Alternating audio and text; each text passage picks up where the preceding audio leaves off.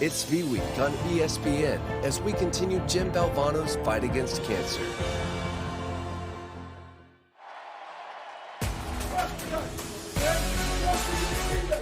Question your coaches.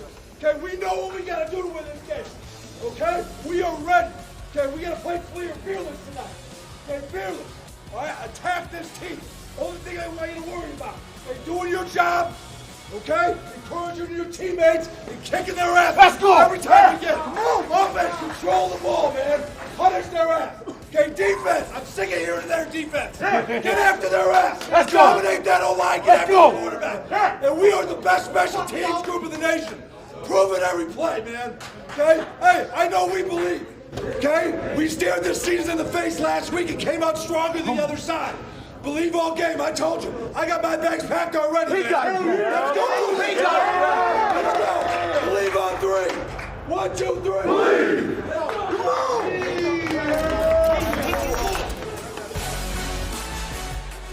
Idaho coach Jason Eck is fired up, and thousands more inside the P1 FCU Kibbie Dome R2. We close out the quarterfinal round in the FCS playoffs with the 4 seed and the 5 seed. Idaho from the Big Sky, UAlbany champions from the CAA. And Santa's here too. The winner of this one is headed to Brookings to face defending national champion South Dakota State. The Jackrabbits endured the howling wind at home to send Villanova packing. Montana, North Dakota State in the other semifinal. And hi there and welcome inside the Kibbie Dome, along with the winningest quarterback in Rice history, Taylor McCarg. I'm Ted Emmerich. You gotta love FCS After Dark. We had it last night in Missoula. We had it here last week. Idaho eked by Southern Illinois. They know they need more from their offense this week, and that starts with quarterback Giovanni McCoy. It was a slow start last week for Giovanni McCoy in this offense. Southern Illinois did a nice job getting after the quarterback. 3 sacks, finally found some completions in that second half, but a key here today, early down completions and moving the pocket, because on the other side, two-headed monster in pass rush between A.J. Diamond and Anton Junkaj. 26.5 sacks combined between these two, and that's the key in this game. UAlbany trying to get after the quarterback, and on the other side, Giovanni McCoy and this Vandals offense staying on script. There is no defense that wreaks havoc in the FCS like UAlbany. And we will see the Idaho offense against the Great Danes defense right from the jump. Idaho winning the toss, and the Vandals want the football. Jermaine Jackson, who turned the game last week with a punt return for a touchdown, is back deep for the Vandals. And here he comes. Jackson, the 6th-year senior, finding a crease. And Jackson is past midfield.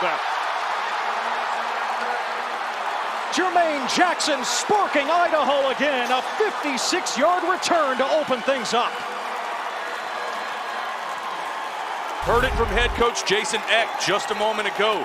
Thinks he has the best special teams unit in all of FCS football, and on display on the opening kickoff. Well blocked, just like we saw a week ago with that punt return that got Idaho going right off the bat, setting the Vandals up on the other side in plus territory.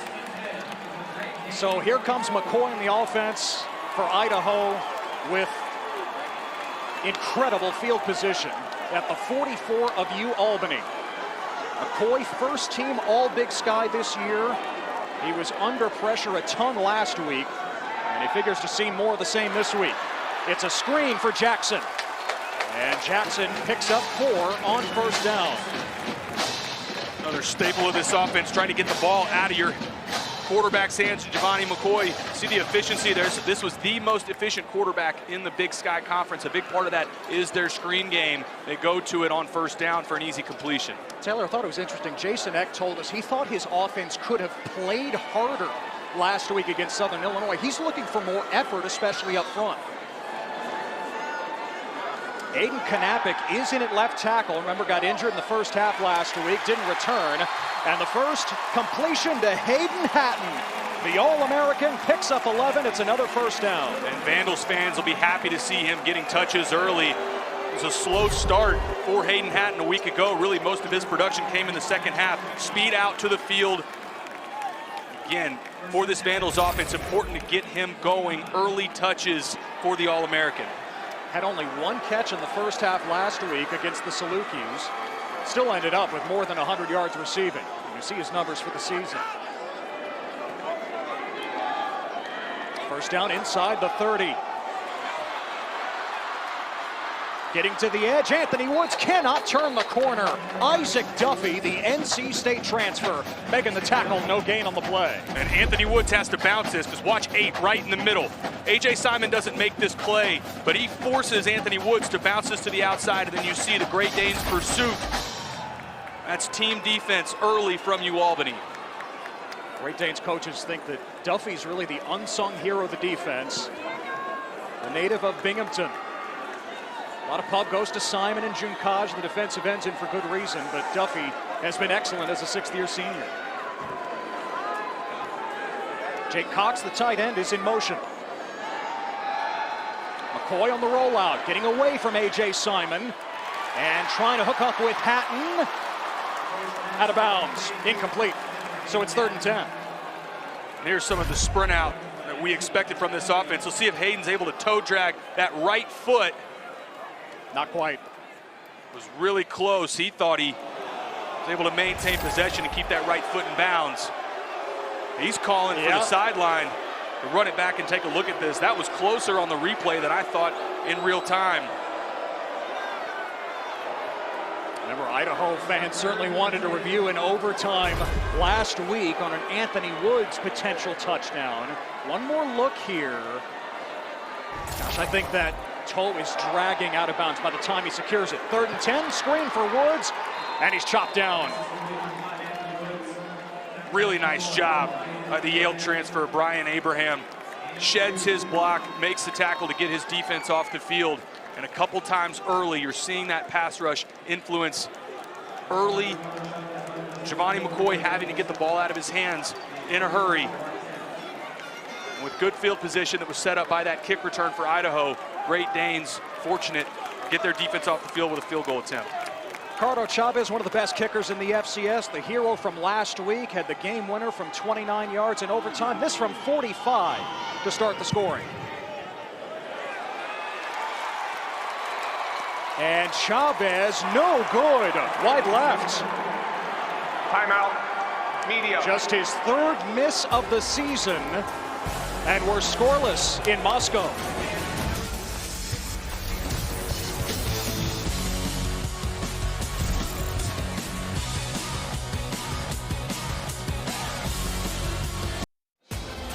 UAlbany quarterback Reese Poffenbarger leads the nation with 33 touchdown passes.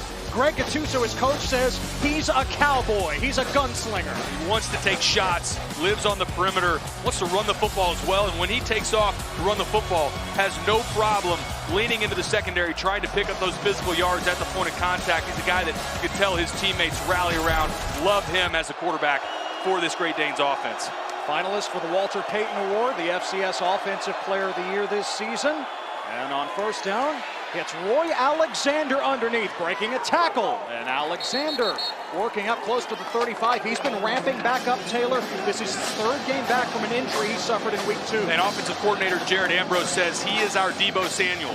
Says he does everything for us. Multiple package guy. You'll see him some in the Wildcat as well. Taking another look at Reese Poffenbarger's numbers. Came on strong late in the year as well. Has done everything for this offense. Jared Ambrose, the UAlbany offensive coordinator, says our offense feels invincible with Poffenbarger. He's a vibes guy, just radiates confidence. 2nd and 4, first touch for Griffin Waddell. Hit in the backfield and dropped. Matthias Bertram, the linebacker, brings him down, a loss of a yard. And Matthias Bertram head up against Ian Reniger. Ian Reniger, 87, 6'5", 254 pounds. Matthias Bertram runs right through him to blow this play up. That's a physical play from the linebacker spot from Matthias Bertram. Bertram, transfer from New Mexico. He arrived at Idaho as a walk-on before earning a scholarship. 3rd and 5 for the Great Danes.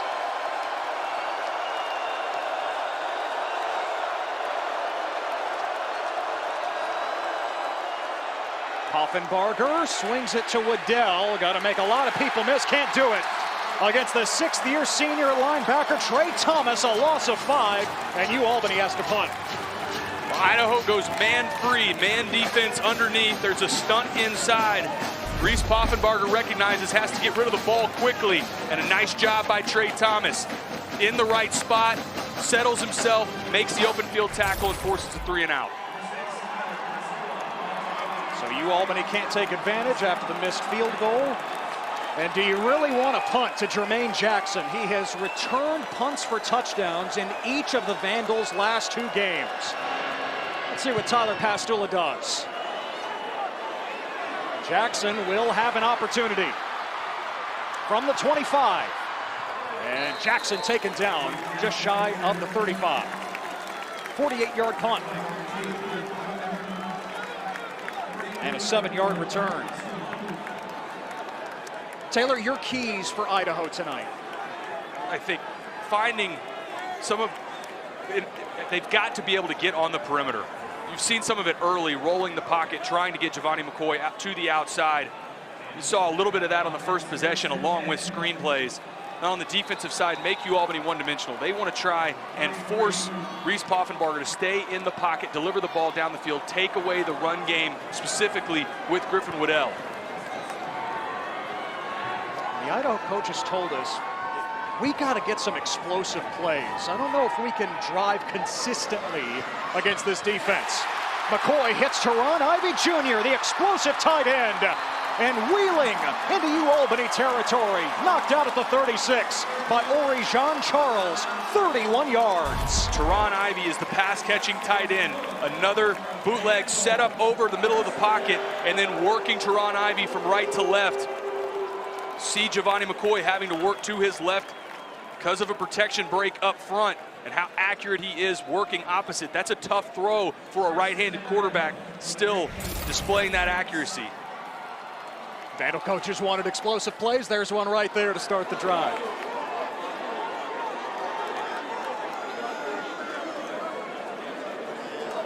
Nick Romano is in at running back. McCoy airs it out for Jordan Dwyer. It's a touchdown. A bullet from Giovanni McCoy, and the Vandals lead. Missed this in the first half a week ago. Those explosives that you just talked about, Ted. Play action is protected well up front. They find Jordan Dwyer on the post, and this is all set up again by this offensive line that was challenged by head coach Jason Eck. Said he wanted to see them strain more. Great protection up front, an accurate throw from Giovanni McCoy. Get our first points of the game. And Chavez knocks in the extra point. You want explosive plays? If you're Idaho, you got the back-to-back 30-yard passes. The last one to Dwyer for 6. The redshirt freshman putting his fingerprints in this quarterfinal matchup in Moscow.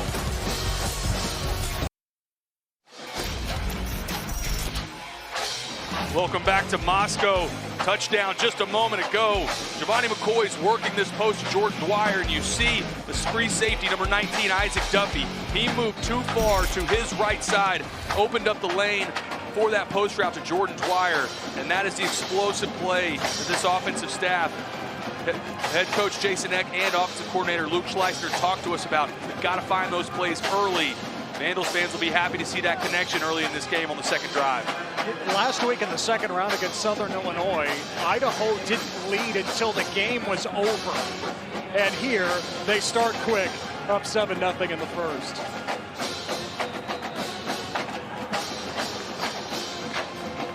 Logan Prescott, the senior, to kick away for Idaho. Winner of this one will meet South Dakota State, winners of 27 in a row after they beat Villanova earlier today in Brookings.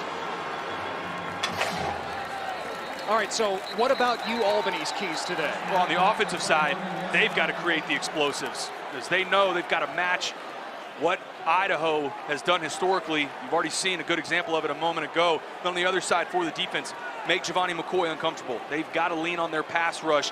A.J. Simon, Anton Junkai, get after the quarterback, move him off his spot. And on the offensive side, cannot have 3 and outs. Come out on their first possession, 3 quick plays, your defense back on the field. Sustain drives and hitting those explosives, some of the keys for the Great Danes.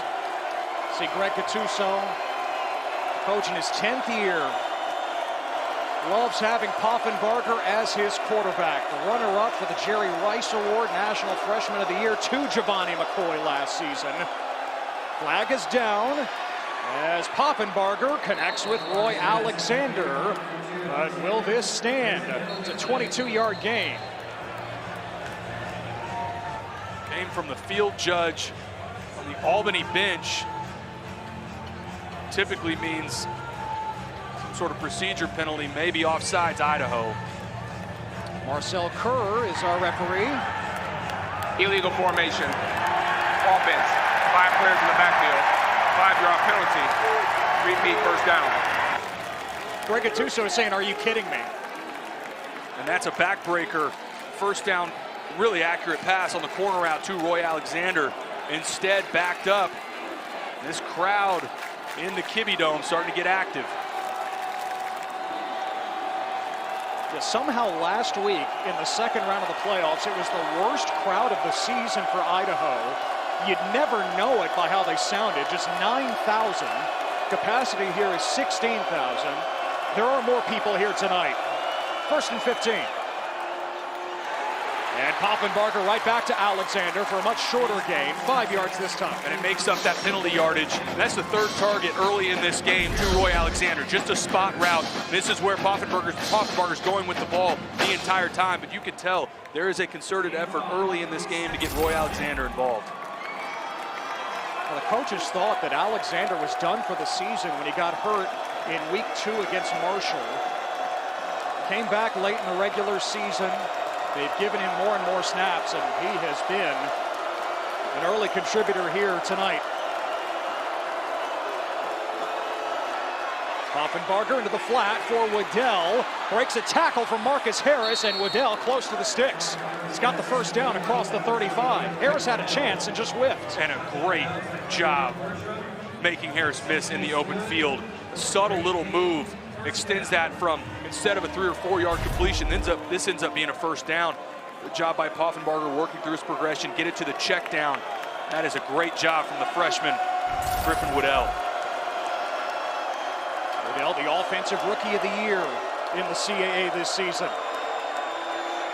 Poffenbarger wings it deep. He wants Brevin Easton. He's got him. It's a touchdown. A rocket from Reese Poffenbarger, 64 yards. He hit the post route on the other side, and Poffenbarger says, I can match that. The Cowboy getting his guys fired up. This is an unbelievable throw.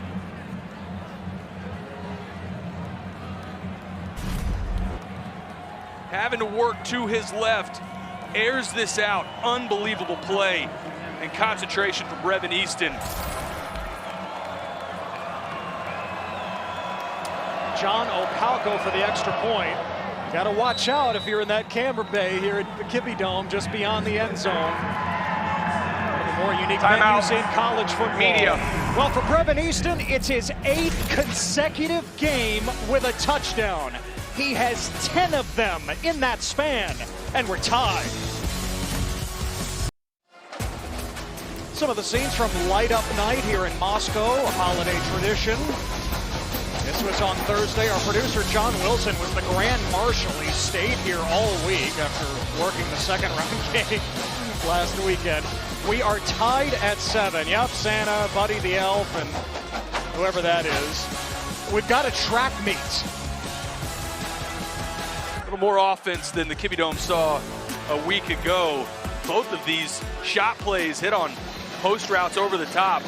We knew explosive plays for both of these offenses, how key they would be after slow starts on first possessions for both sides. Hit those chunk plays for touchdowns over the top. Redshirt freshman Tyler Pucci sends it away for UAlbany. And he wants nothing to do with Jackson, but that's going to draw a flag. Yeah, I mean, I understand you don't want to kick to him, but you can't kick it out of bounds.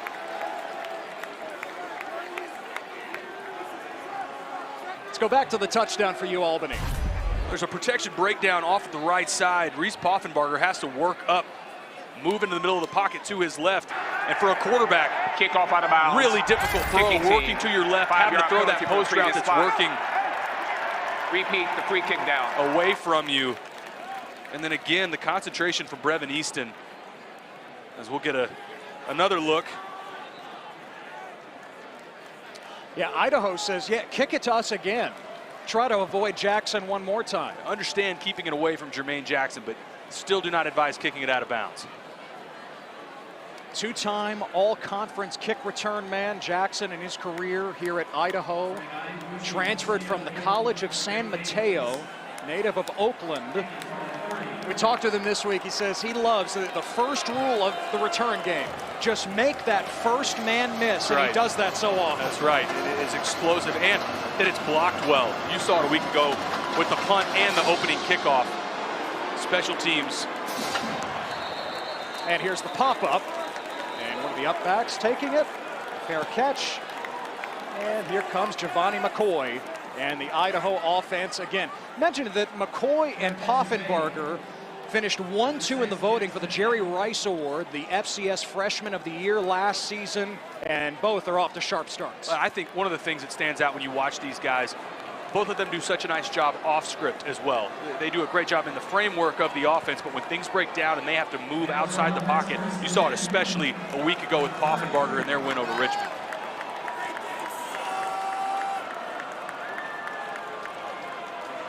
Idaho last week earning their first FCS playoff win in 30 years. In 1993, they went to the semifinals. Trying to get there again. McCoy over the top. And Hayden Hatton has it at midfield, a first down for the Vandals. Larry Walker Jr. brings him down, pickup of 20. A delicate little throw. He's got to work this over middle linebacker. Dylan Kelly, number 42. Watch, right off the seam. He's got to get that over the linebacker. That is a really difficult throw, and puts, again, the accuracy on display that we've come to know from Giovanni McCoy. First and 10 from the 50.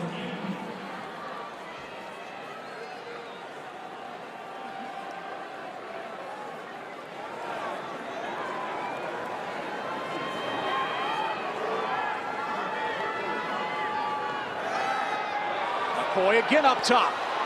And can't connect with Hatton this time. Amir Hall, first team All-CAA corner, was in coverage.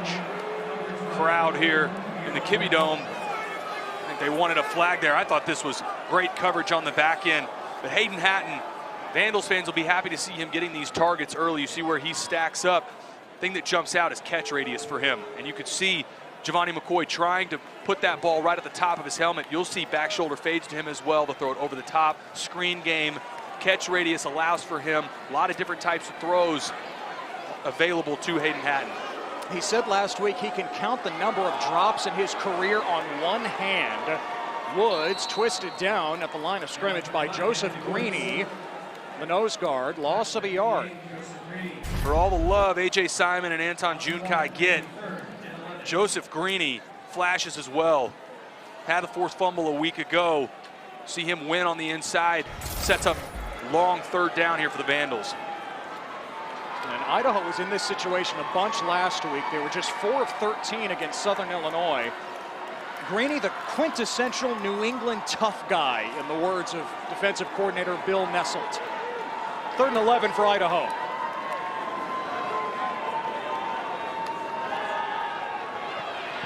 McCoy skips it in. Incomplete for Hatton, trying to come back to the football. And it's 4th down, Idaho to punt. Penalty flag.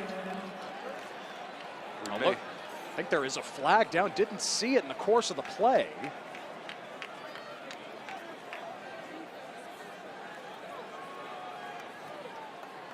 See it down here. It's on the UAlbany sideline side again. A little bit of jawing going on at the end of that play. Get the call here. After the play, unsportsmanlike conduct, offense, number 0, his first, 15-yard penalty, 4th down. Wow, that's on the veteran receiver, Therese Traynor. And That certainly affects field position with Ricardo Chavez lining up to punt, and Jason Eck is, of course, having a conversation with Trainer. Yeah, and that's a killer, Ted, because with this ball closer to midfield, had an opportunity, Idaho did, to try and pin UAlbany instead. That's valuable field position given up there. So Chavez handles both the kicking and the punting. Kicks with his right, punts with his left foot. Levi Wentz back deep. And the ball lands in front of Wentz. He was calling for the fair catch. Now, did this touch him? That's the question. Idaho runs it in for the touchdown, but it's going to be ruled down just inside the 20 as the ball bounced in front of Wentz and skittered. Let's take another look.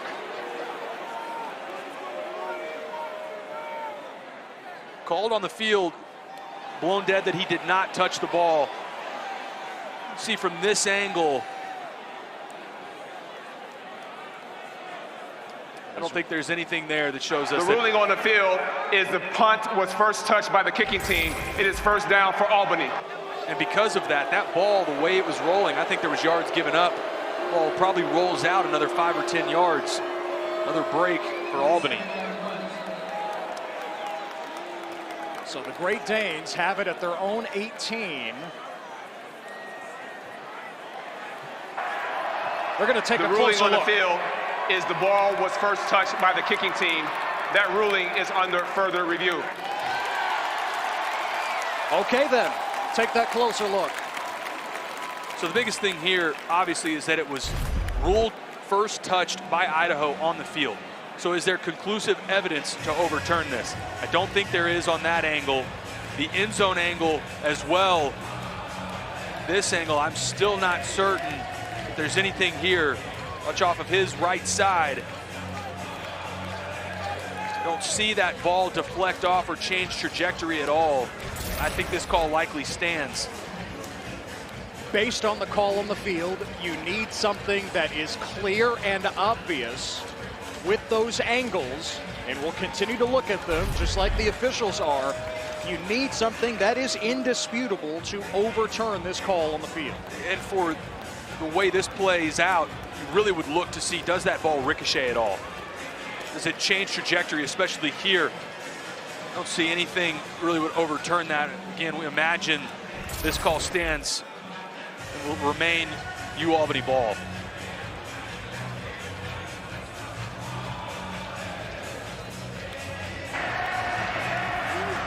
After review, the ruling on the field stands. It is first down for Albany.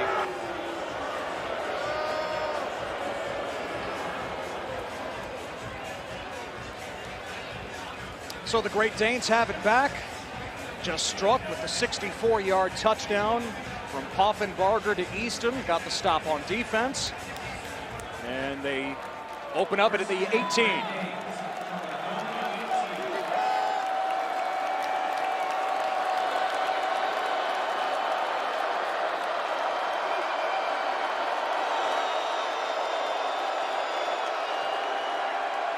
Poffenbarger lasers it, caught in stride. And Julian Hicks takes it down to the 45. Marcus Harris rides him down. A completion of 27. Good play action, bringing Ian Riniger, the tight end, walking him down. Brings down those defenders, and then easy pitch and catch, slant into the boundary to Julian Hicks. Gets this out close to midfield for the Great Danes. Both Hicks and Brevin Easton were second team All-CAA. Virtually similar numbers this season. Top two targets for Reese Poffenbarger. Now on the delay, Waddell up the gut. And the face mask is obvious as 5 flags are thrown. Trey Thomas reaching in for a handful. It's a gain of 12, and you can tack on 15.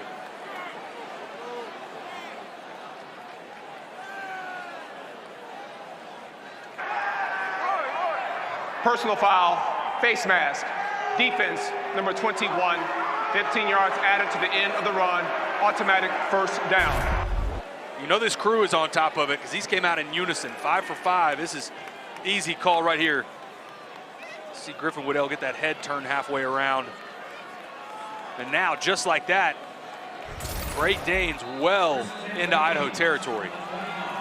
Now at the 29 of the Vandals.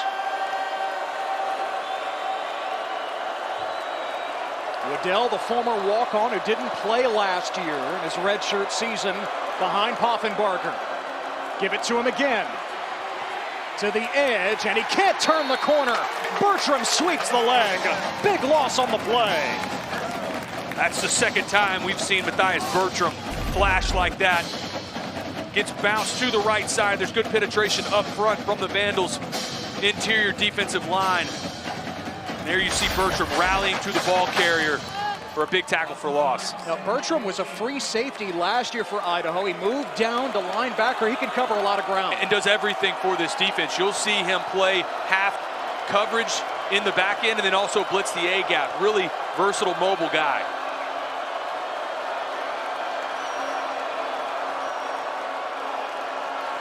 Poffenbarger. And it's dropped by Alexander. Diving attempt for the junior from Fort Myers, Florida, 3rd and 15.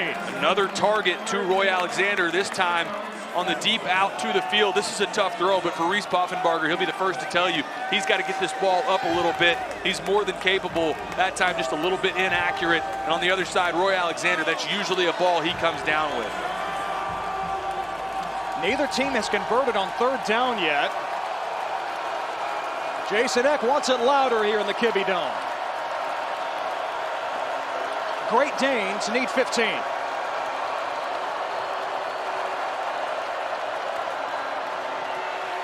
Poffenbarger, the sidestep, and he throws it in the dirt.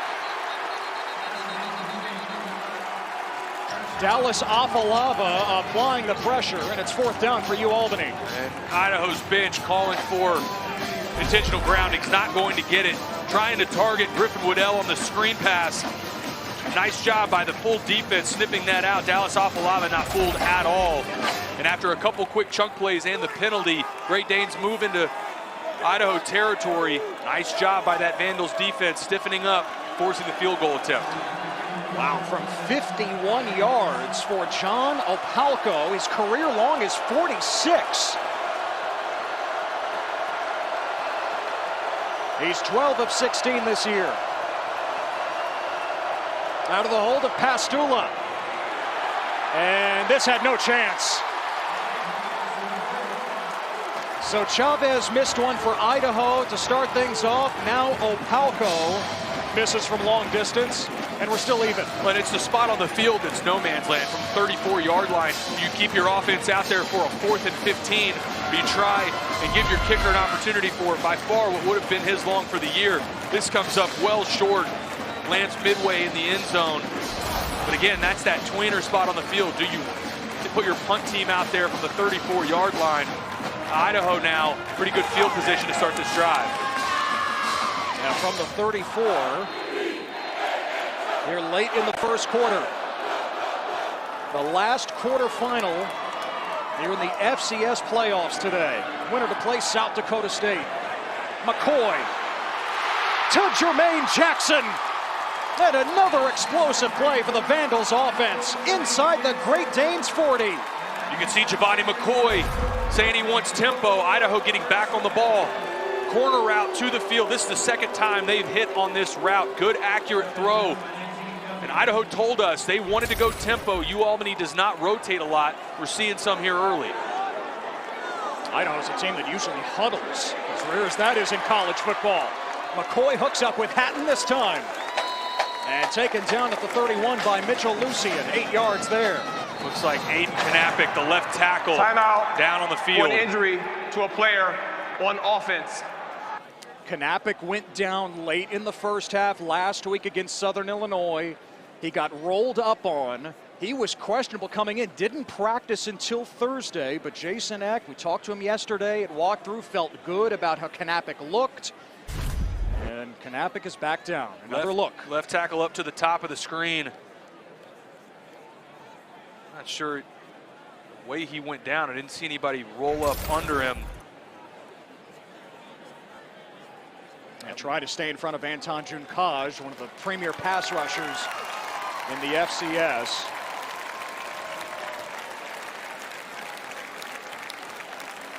So Knappich ailing again. Last week, the answer for Idaho was moving Abe Christensen from right guard to left tackle and plugging in Tagana Cisse at right guard. And that's what they told us. If Aiden Knappich couldn't go, that's exactly what would happen. See, as the Vandals offense comes back out on the field, do we see 71 slide over to right guard? Looks like that's exactly what happened, and Abe Christensen will now move over to left tackle.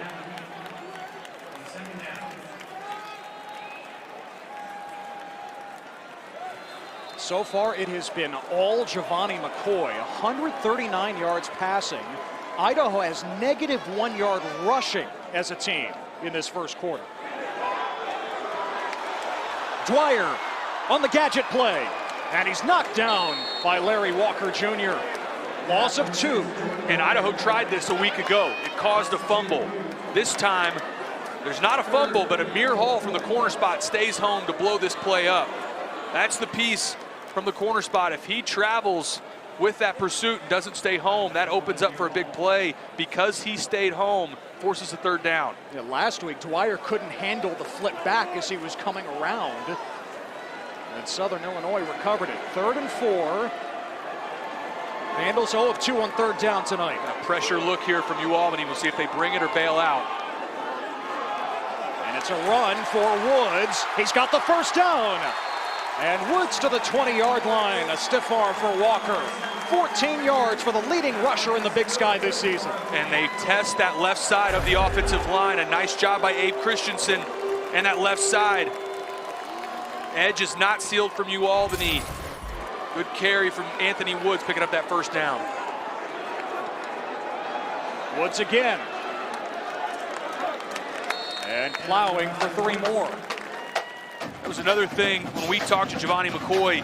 He said, look, we struggled last week not getting to 2nd and 3rd and manageable. Way too often we were behind the sticks, really poor on first down. I think so far in this game, Idaho's done a decent job staying ahead of the sticks, getting to that 3rd and short. Well, when Idaho has the ball inside the 20, it's strength versus strength.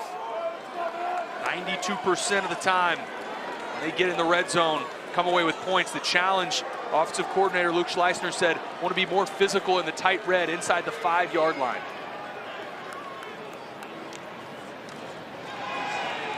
McCoy, back shoulder, a bobble, and a catch, no, incomplete. Trainer wanted it, a flag is down. Amir Hall was there defensively.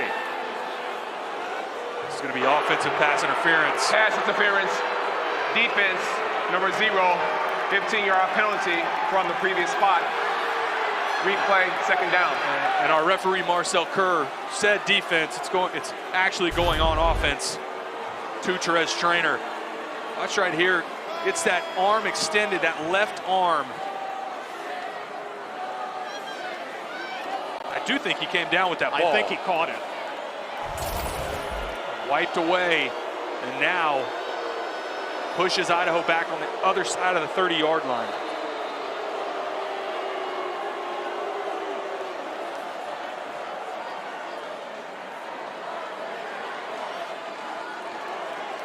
So 2nd and 22 for the Vandals. And Jack Lane is in the game. The backup quarterback along with McCoy was split out. The screen doesn't work. Looking for Jermaine Jackson. Jack Lane active, especially a couple weeks ago. Saw him in it's a game with Weber State. Obviously Idaho State when Giovanni McCoy did not play, but that is a guy that he will get significant snaps in this offense from the backup quarterback spot. So 3rd and 22 for the Vandals. The offensive pass interference pushing Idaho back. Nick Romano is in at running back.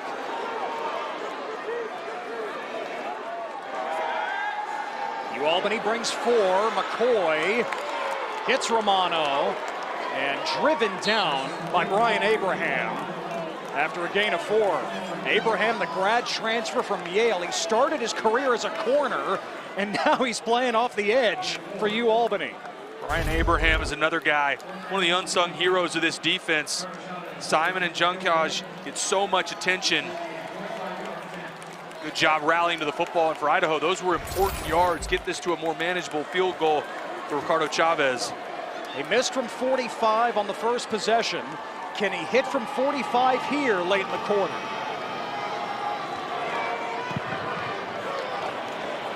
And Chavez is perfect this time. Idaho moves on top. How important were those 5 yards on the check down on third down? I'm not sure that ball has the leg. If that check down to Nick Romano doesn't happen on third down, instead Idaho reclaims the lead.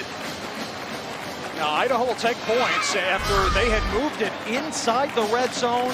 The offensive pass interference set them back, and this had just enough gas to make it over the crossbar. No goalpost here at the Kibbie Dome. There's not enough room beyond the end zone, and so those uprights are attached to the walls.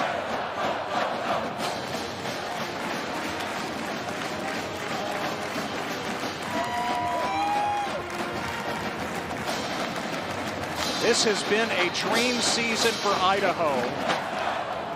Top 4 seed, first home playoff games in 3 decades. We're spent 22 years in the FBS. It's a rough time at that level, averaged under 4 wins per season. But they have new life in the FCS under Jason Eck, their head coach. Here's Wentz on the return, and he can't make it to the 20.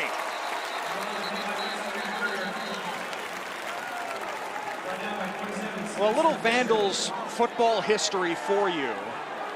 This program had such a proud run in the 80s and 90s in the old 1AA, the FCS. Last time that they had a home playoff game at this level was 1993. They went on to the semifinals that year. Joined the FBS in 96. They spent times in 3 conferences, won 3 bowl games, but that was really the only success in the 22 years. They were the first team to voluntarily drop down to the FCS. Otherwise, they would have been an independent at the FBS level. And here they are making back-to-back playoff appearances. Poffenbarger to Waddell, and Trey Thomas spins him down. A loss of 5 on the play.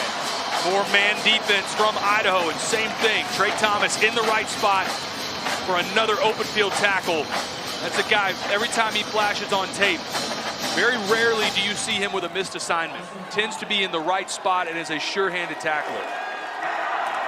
And that brings us to the end of the first. That is the end of the first quarter. Here at the P1 FCU Kibbie Dome. Fired up again. 4 versus 5 in the quarterfinals. And it's Idaho with the lead.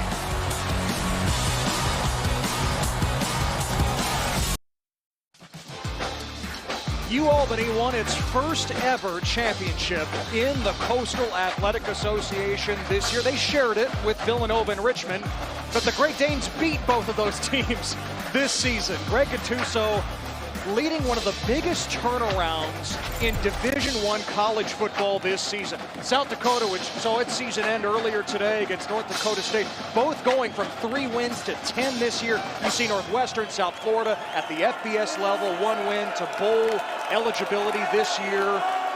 UAlbany played a lot of close games, Taylor, a year ago, and this year they started to win those kinds of games.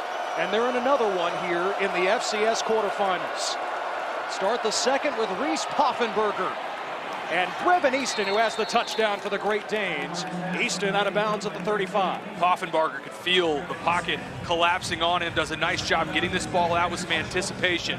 Puts this out to the sideline. Even though this is a field out, he really throws it more like a corner. Let Brevin Easton run underneath it. Easton had the 64-yard touchdown in the first quarter.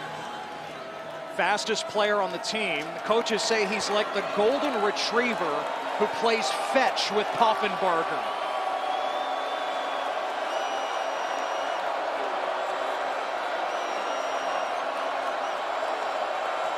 Play clock running low. Waddell. Met in the hole by Exree Alexander. There's a flag down on the far side of the field. Gain of a yard.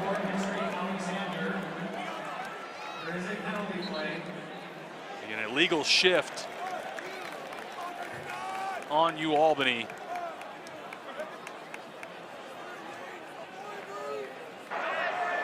illegal shift, offense. 2 men moving without resetting. Right, that penalty is declined. 2nd down. And that's the trouble with checking a play. They look back to the sideline, try to get in a different look, but with that play clock winding down, you're going to move 2 guys at the same time. Have to make sure that they're set. You can see Poffenbarger clapping there at the end, trying to get that snap off. Weren't able to in time. And Idaho takes the result of the play, just a 1-yard gain instead of accepting the penalty. So 2nd and 9 for the Great Danes. Poffenbarger fires, and it's caught. And out across the 45 with a 1st down. 13 yards for Marquise Dietz. Dietz, a high school quarterback, does a nice job finding the soft spot in the zone, and for Poffenbarger waiting. Saw that defender flash, show hands in the air. A nice job from Poffenbarger, waiting for Dietz to get into that 2nd window. Poffenbarger and Dietz were on the scout team together at Old Dominion a couple of years ago. They have quite the chemistry here at UAlbany.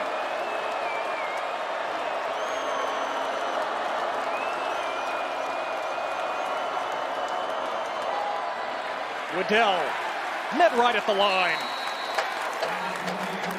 No gain for Griffin Waddell. Dwayne McDougal, one of the first to hit him. Idaho's doing a fantastic job right now from the linebacker spot. As soon as they see any sort of gap opening up, seen it from Matthias Bertram, Trey Thomas, Exree Alexander, everybody from the linebacker spot flashing 4 tackles in the loss in the backfield early for the Vandals. Mention Alexander, mention McDougal, 2 of a lot of freshmen who play a lot of snaps on defense for Idaho. 2nd and 10. Poffenbarger, time running out, and he's twisted down. A sack for Idaho. Tylen Coleman with his 4th sack of the year, loss of 4. Top of the screen, wins in the interior, just beats Tyson Foster across the face. Great move from the interior defensive line to get home with big sack to force a 3rd and long. Coleman made the move up from Division II Western New Mexico to Idaho here in the FCS this year. 3rd and 14 for the Great Danes.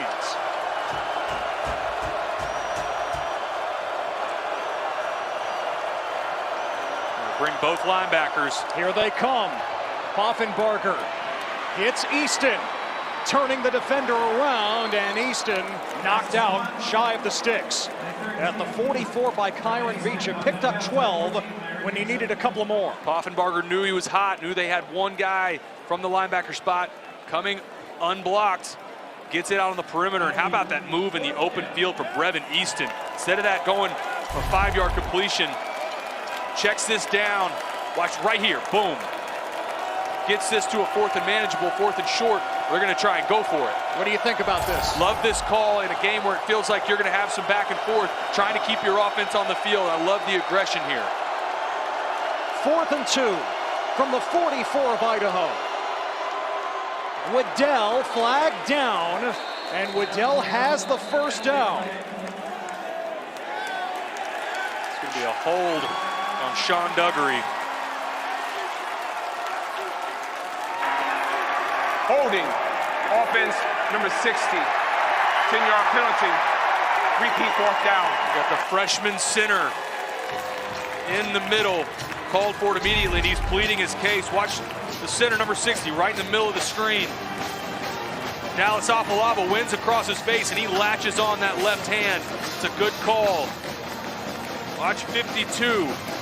As soon as he moves across, Sean Duggery grabs that left arm, pulls him around. Instead of a 1st down, forces the punt for the Great Danes. The always dangerous Jermaine Jackson awaits, and a timeout for Idaho. Timeout, Idaho. That is their 1st charge timeout of the 1st half. This will be a media timeout. Yes, it will. We'll step aside. Jason X team up 3, and they're about to get the ball back. 10 at the 33. McDonald bounces off a tackler. Look at that big boy go. And he still goes to the 25-yard line. Chapman, the split end, to the right side for the Vandals. Again, it's McDonald, and he goes inside the 5 for another Vandal first down. Chapman back in at split end, goes to the right side. Monahan to McDonald, and he's in for the touchdown. He just simply shoved about 3 Cougar defenders out of the way.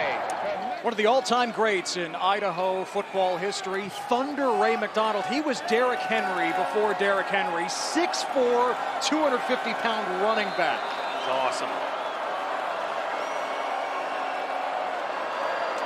Will Pastula kick to Jackson.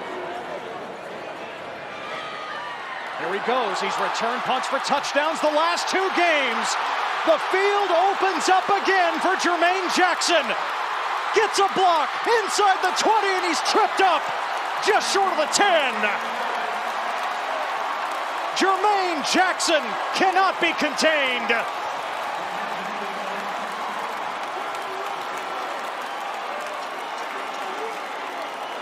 A 73-yard lightning strike to set up Idaho in the red zone. Said the hardest part is making the first one miss. He does exactly that. There's a flag down late. After the play, unsportsmanlike conduct, receiving team, number 1, his first of the game, 15-yard penalty from the end of the run, first down, Idaho. Number 6 for Albany must sit 1 play because his helmet came off without a foul. So a couple things. First off, credit to Tyler Pastula for sticking with that. The punter, how often do we see punters or kickers don't give that kind of effort? He saved the touchdown there, put his body on the line. The second piece, the flag on Jermaine Jackson for spiking the ball out of bounds in frustration. That's a play. Sometimes you see that called, sometimes you see that let go. Take one more look at Pastula. Fights through a block to still make the tackle, takes a shot there to force Jermaine Jackson out of bounds. So instead of having it inside the 15, Idaho from the 29 of UAlbany. McCoy dancing and hits Jake Cox, the tight end. He's got space, and Cox is knocked out of bounds at the 11 by Lucien. 18 yards and a first down. Couple Great Dane defenders in the backfield, trying to work the tight end coming across. You see A.J. Simon there first and Elijah Hills. Really nice job by Giovanni McCoy to work through that, find his tight end on the over route. They targeted Teron Ivey on the same thing early in the game, came back to it this time with Jake Cox. And so far, Idaho has neutralized those defensive ends, and mainly it's McCoy's scrambling ability. That's exactly right. Even when they've had somebody come loose, McCoy's been able to evade them. First down at the 11. McCoy, leaping grab by Trainer near the 5-yard line. Pickup of 6. And that's the benefit of having a receiver 6'3", 205 pounds with the frame that Therese Trainer does. Watch how high McCoy puts this ball up in a spot where only his receiver can get it.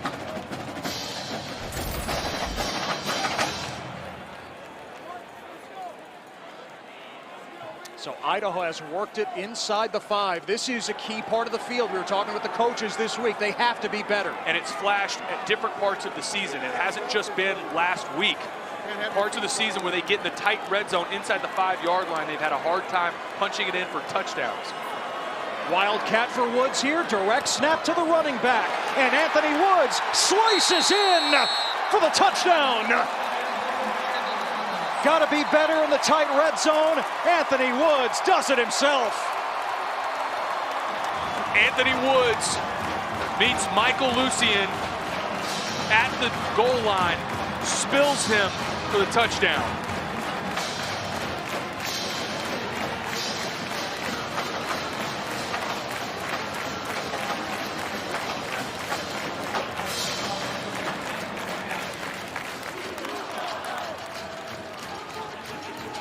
The 16th touchdown of the season on the ground for Anthony Woods. Chavez, oh, the extra point is blocked. Loose ball, scooped up by UAlbany. They could return it for 2 here. Past midfield and ridden down at the 45, and there's a flag down behind the play at the 40-yard line. You get Amir Hall peeled back to get a block on Ricardo Chavez, completely removed from the play. I think this will be illegal blindside block or unnecessary roughness. I think you could call it a couple different ways.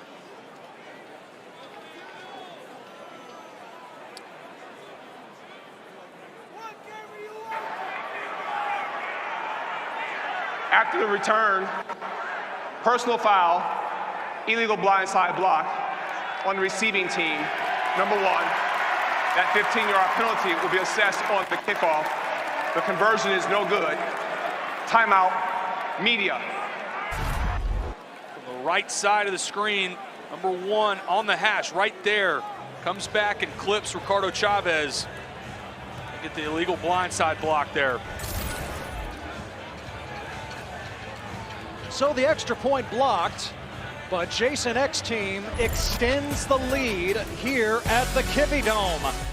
Anthony Woods, first team All Big Sky. He's visited the end zone plenty this season.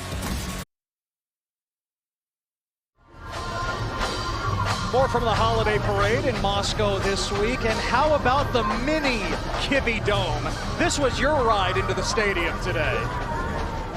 I wanted to go to this parade. John said we couldn't go, though. Not invited. This place is so special. It's one of the most unique venues in college football. There's a reason the Sickos committee loves it. There's a reason people still fire up NCAA 14 to build an Idaho Vandals dynasty to make this venue the toughest place to play in college football. I can't wait for the new EA college football game to play in here. Used to play dynasty mode myself years ago. I enjoyed playing with the Idaho team much better than the Rice version of me was. Ranking was in the 60s, so there wasn't really any. Please tell me you boosted that. Like, yeah, 80 absolutely. overall at least. Got in there, changed the ratings myself. Maybe 79. Maybe. You won a conference title. You went to bowl games at Rice. Oh, this kick from Idaho out of bounds. So let's see if UAlbany makes Idaho re-kick here.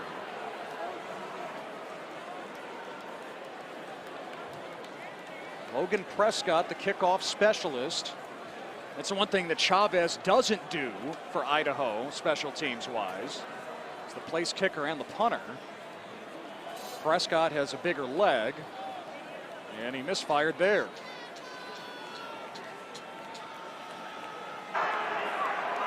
Kickoff out of bounds, kicking team. 5 yards, the ball will be placed at the 35-yard line. First down, Albany. Roy Alexander checking into the backfield for a two-back set. I think it's key here for UAlbany, trying to get the run game going on early down. So far in this game, still sitting at 0 rushing yards in the second quarter. Alexander, UAlbany's version of Debo Samuel, trying to throw a block for Waddell, turning the corner. And Waddell stepping out at the 44. It's a gain of 9. Now, Griffin Waddell, to me, jumped out on tape and reminded me of Arian Foster, a guy that I watched a ton in college, living in the city of Houston. Patient on the perimeter, and a lot of times you'll see him stretch that zone and then stick his foot in the ground and get a burst going vertical. He's deceptively fast as well. When you watch him on tape, doesn't look like he's moving nearly as fast as he actually is when he starts pulling away from people. It's like he glides at times. 2nd and a yard.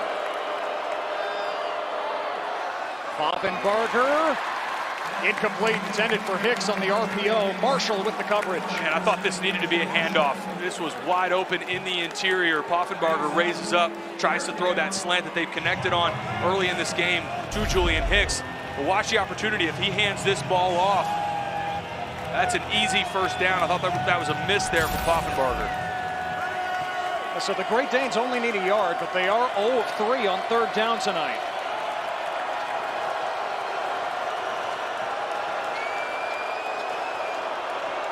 Hand it to Waddell this time, and he's got the first down with ease. Trey Thomas wraps him up. You know, Woodell came back to camp this year moving at a different speed according to the coaches. He leveled up in the offseason. He's been a staple for them all season long. They love having him run behind big tight end Ian Reniger as well, 6'5", 250 pounds. And from the tight end spot, this offensive staff talked to us about how they feel like he is the best blocking tight end in the conference. They're leaning on him heavily in the first part of this game.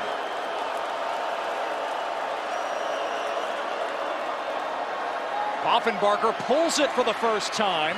Block from Hicks, and Poffenbarger out of bounds in Idaho territory. He was telling the coaches this week he wanted to run it more. In fact, he hurdled over his head coach Greg Gattuso at practice Wednesday to illustrate the point. Hey, I got juice.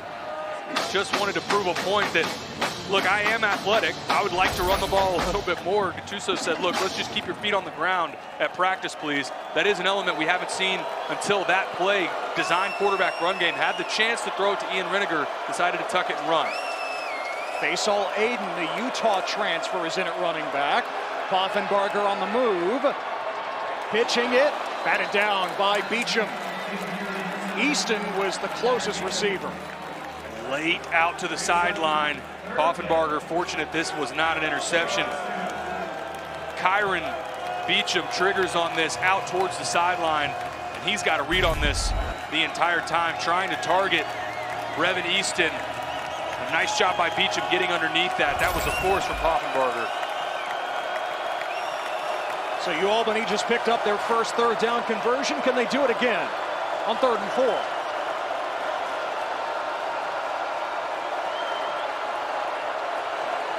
Might be 4-down territory as well for the Great Danes on the plus side of the 50. Aiden breaks a tackle. It's a first down inside the 40. There is a flag down as Andrew Marshall makes the stop. It's a gain of 8, but check out the penalty. This came from behind the play near the Idaho sideline.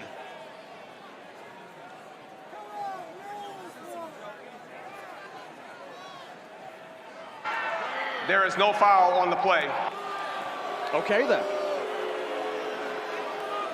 Tell you what, Faisal Aiden, the number 2 back, 5'7", 214. I think we saw it right there. It's like trying to tackle a mini fridge. It was a walk-on at Utah. He's had a resurgence in his career since transferring to UAlbany, and you're exactly right. We saw him at the walkthrough yesterday. I would want no part of having to try and tackle Faisal Hayden.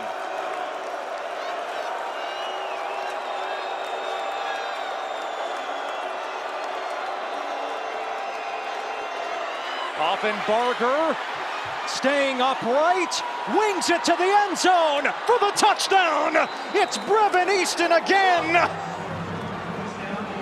A kiss to the sky, a 39-yard score, and the Great Danes are within 3.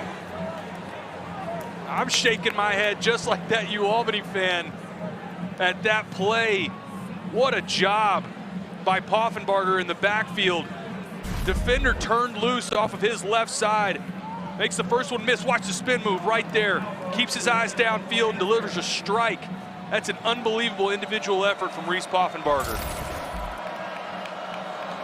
As his coach Greg Gattuso says, why does he make plays like that? Well, Cowboys are gonna cowboy. Media. And it's a 2-point game here in Moscow. For the second time tonight, Reese Poffenbarger to Brevin Easton for. So UAlbany head coach Greg Gattuso had the perfect Halloween costume this year. He dressed up as his quarterback, Reese Poffenbarger. Poffenbarger loved it. Even had the leg sleeve. Check this out. Gattuso was a defensive lineman at Penn State in the early 80s. He's 61 now. But Taylor, he told us this week, I still think I look better than Reese. He nailed really the entire thing. The leg sleeve was probably my favorite part of this. And then coming out, doing the fake quarterback clap as well. He's a player's coach, there's no doubt about it. Talking to him this week, that was one of the things he pointed out. He said, look, I get myself in trouble sometimes. I'm the head guy, but I enjoy a joke. I keep it pretty light. You can tell being at the walkthrough yesterday especially, that his players feed off of that energy and love playing for him. Yeah, he's an old school Pittsburgh guy, but he says, I want my players to be able to relax and have fun. Up back on the return for Idaho to the 35, and Jackson Eck, the son of Idaho head coach Jason Eck, on the return there. Well, back to the drive for the Vandals before the latest UAlbany touchdown. It started with the punt return by Jermaine Jackson. Has been dynamic early in this game. Saw it with the opening kickoff. Does it here as well on the punt return. This was a fantastic job by Giovanni McCoy, making a couple miss, hitting that tight end over route. Target in the red zone to Therese Trainer. And then a physical run by Anthony Woods, running through a defender at the goal line. Romano the back on first down here as McCoy across the field to Hayden Hatton. A first down, and Hatton wants more noise in the Kibbie Dome. 13 yards. Another corner route for this Vandals offense. Good timing from Giovanni McCoy, puts it to the outside where only his receiver can get it. Only dangerous part of this throw is leaving it inside. McCoy to this point in this game doing a nice job keeping that out away from that safety defender. And McCoy says, Hayden Hatton is my guy. I am always looking for him, no matter the situation.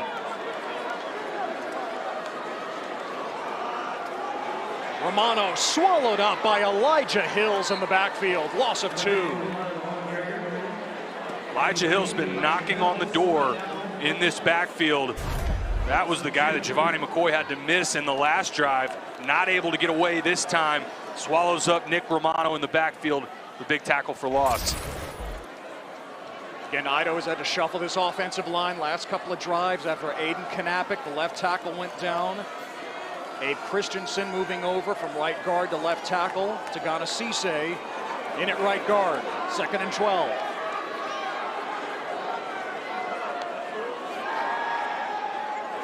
McCoy, screen for Jackson. Going nowhere. Brian Abraham makes the play.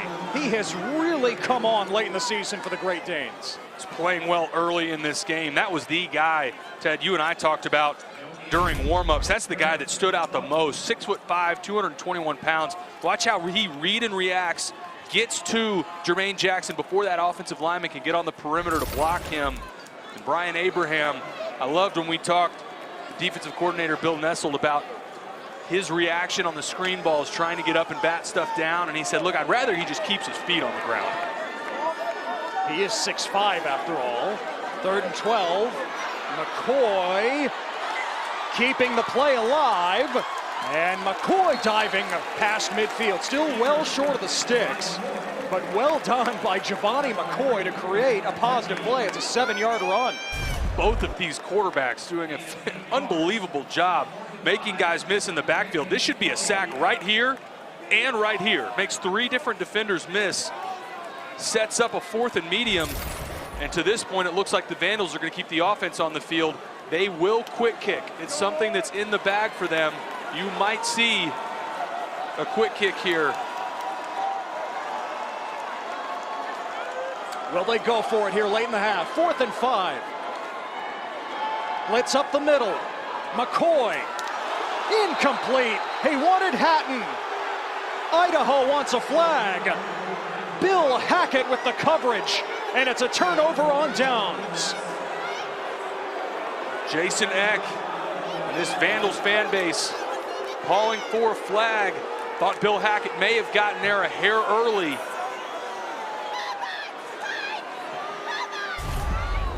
Take another look off to the right side. Does Bill Hackett. He's got that left hand on Hayden Hatton. Get a better look at it right here. I think he's a little bit early, but it's a bang-bang play in a game that's this tight. Understand it not being called.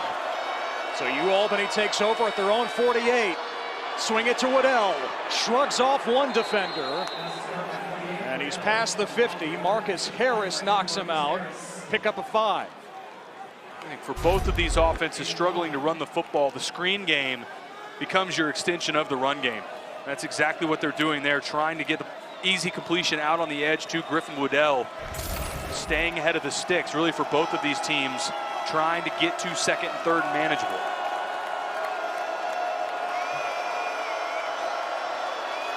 UAlbany was down 16-7 earlier in the quarter.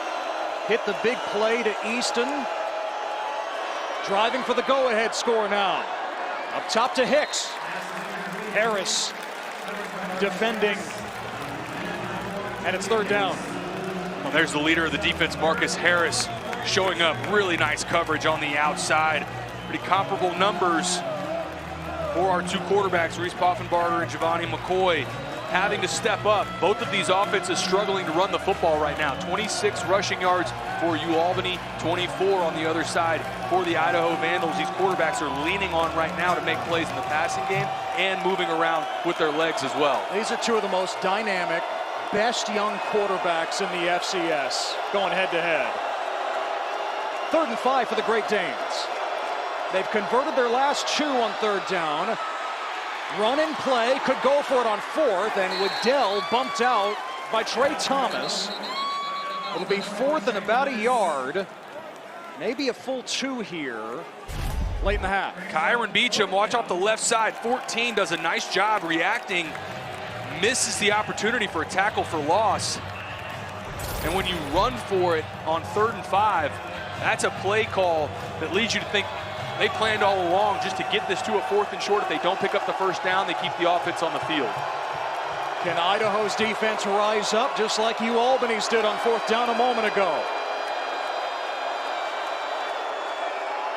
Fake it to Waddell, fire it, and the pass is caught by Easton. What a play inside the 40. How did Easton hold on with Mervyn Kenyon all over him? 7 yards. I have no idea how he came down with this. It's an RPO. Poffenbarger puts it right on Brevin Easton. Watch right here. And it's a good, clean hit from Mervyn Kenyon. That's a lot of the times where you see targeting plays come from. That's a good, clean tackle from Mervyn Kenyon, and an even better catch on 4th down to keep his offense on the field from Brevin Easton. Approaching the 2-minute mark, and the Great Danes will have the ball to start the second half. Poffenbarger stood up. No gain on the play. Pulls this ball into 2 black jerseys right there. Boom. 5 and 24. Jakari Lamond and Exree Alexander. Tough sledding right now trying to run the football for this Great Danes offense. I mean, it's been tough sledding for both teams, running the ball all night. All the production has come from the right arms of Poffenbarger for UAlbany and McCoy for Idaho.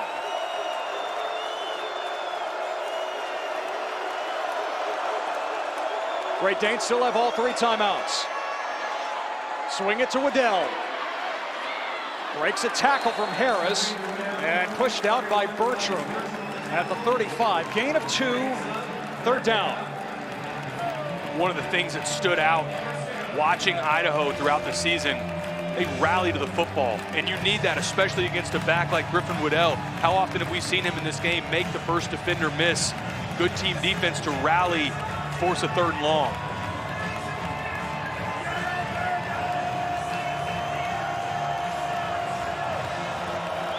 Play clock winding down under 10 seconds. Remember, they had an illegal shift in a similar situation earlier in the half. They're set here on 3rd and 8. Poffenbarger, too tall. Incomplete. Marshall had the coverage on Marquise Dietz. 4th and 8. A little bit of pressure on Poffenbarger. Pretty good coverage on the back end. Playing man defense again, which we've seen a lot of. Put Keyshawn James Newby all the way to the outside.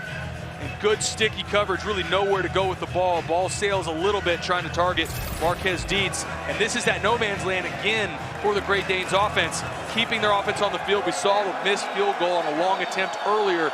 Not surprised to see them go for it here. Play clock down to 1. Got to burn a timeout. That play clock has expired, and the flag is out in the secondary. Delay of game, offense. 5-yard penalty, 4th down.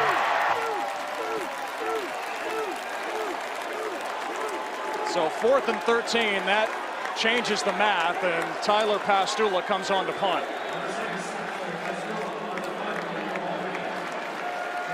In a game, the field position is going to matter. Once it gets back 4th and 12, obviously makes that a lot easier to trot your punt team out, even though you're well into Idaho territory.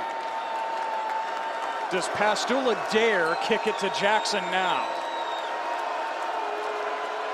Jackson's had a big kick return and punt return tonight. Trying to hang it high. Jackson wants no part of it. As Pastula angles it out. Let's see where they walk it up. Nicely done.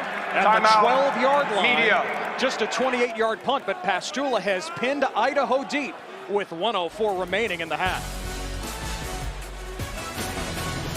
NCAA FCS championship coverage continues next weekend with the semifinals. The winner here, either Idaho or UAlbany, will take on defending champ South Dakota State Friday, 7 p.m. Eastern on ESPN2. The other semifinal pits Montana against North Dakota State, 4:30 Saturday on ESPN2. For more information, visit ncaa.com, the home for all 90 NCAA championships. 2 timeouts in the back pocket for Idaho. They start from their own 11 with 1:04 remaining in the half. Giovanni McCoy has been so good tonight. This pass off the hands of Jermaine Jackson. Tried to go upstairs to get it over Isaac Duffy. Another corner route. Jermaine Jackson staying down a little bit, grabbing at that calf. Hopefully that's just a cramp. Early in this game, this has become very clear. It's a throw that Giovanni McCoy is comfortable with, fits that in. That's a tight window. Jermaine Jackson now. Timeout for an injury to a player on the offense. Man, Jackson has been such a difference maker here in the playoffs the last 2 weeks, all season for Jason X team in the return game as that second receiving option next to Hayden Hatton. Down on the field. Cutting away at that tape on the ankle.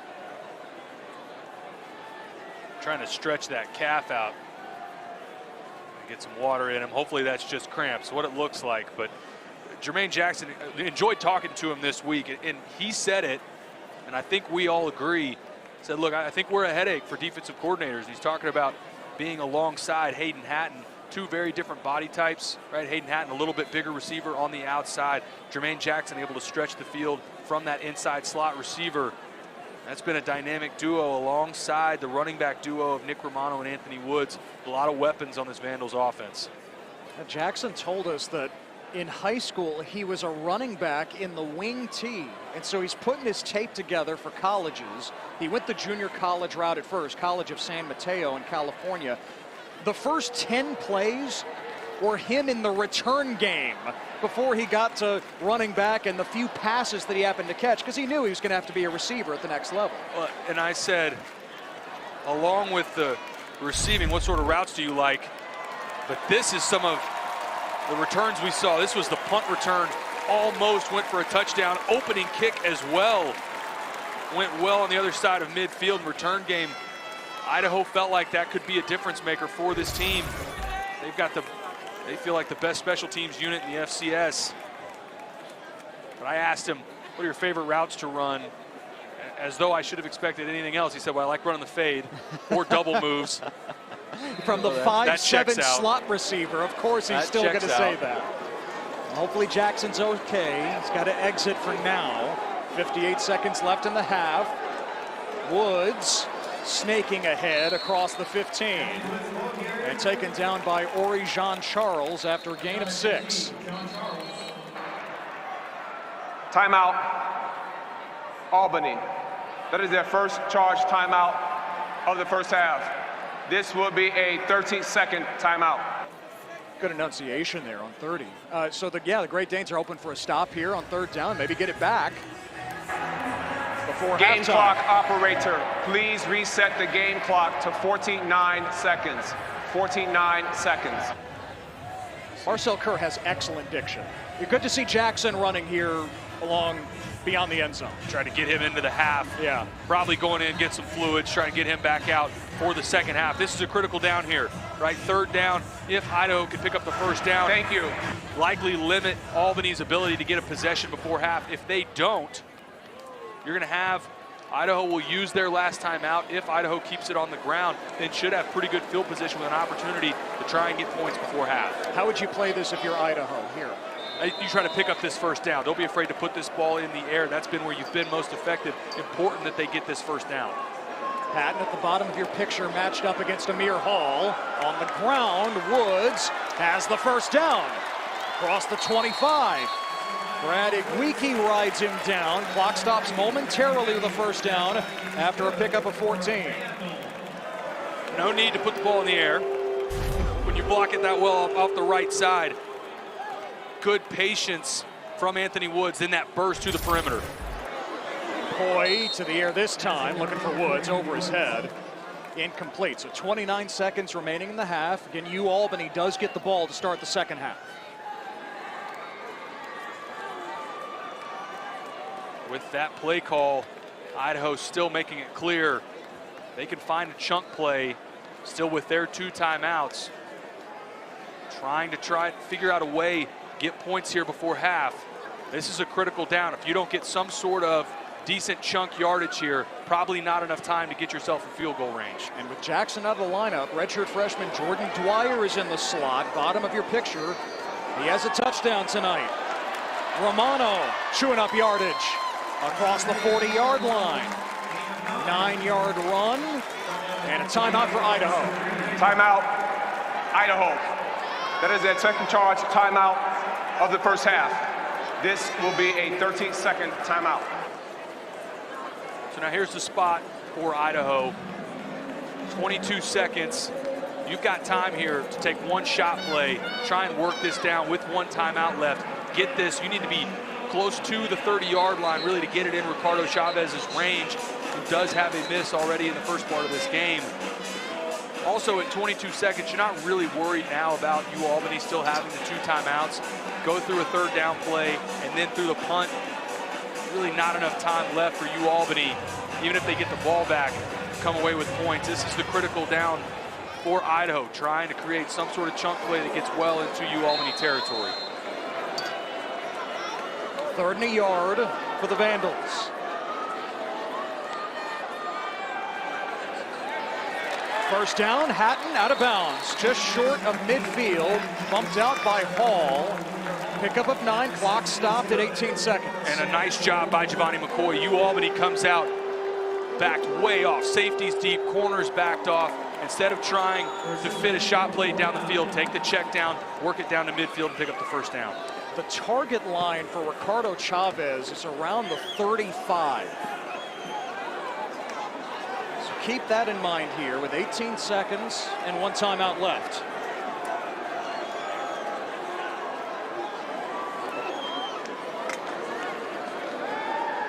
McCoy feeling the heat, got a bail on it, and he throws it away. Relatively quiet night through the first half for A.J. Simon and Anton Junkai. That time from both sides, right and left side, collapse that pocket down, force Giovanni McCoy to get rid of the ball. Yeah, neither Junkaj, who's got 14 sacks, nor Simon, who's got 12 and a half, have one tonight. Chavez nailed a 45-yarder, also missed from 45 in this first half. His career long is 53. Which he hit twice this year. Of course, had the game winner last week in overtime against Southern Illinois. 2nd and 10. McCoy. Complete. And a first down right near the target line for Chavez as Therese Traynor brings it in for 15. Strike on the field out. Pretty good coverage on the back end from Bill Hackett originally, but a good route, pressing vertically, breaking it off, and then an accurate throw. And now with 9 seconds, still the 1 timeout. You've got enough time. You can work the middle of the field, try and improve your field position for Ricardo Chavez in field goal range.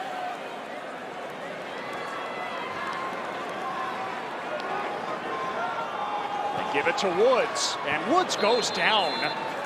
after a gain of a yard, just collapsed in front of Dylan Kelly, and Woods is hobbling off the field. Idaho. That is their third and final charge timeout of the first half. This will be a 13-second timeout.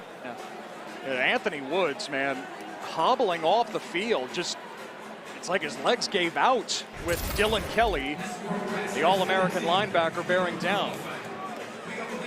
This will test the limits, and actually from where they're kicking this from, this is really going to be the limit season long at 53 yards.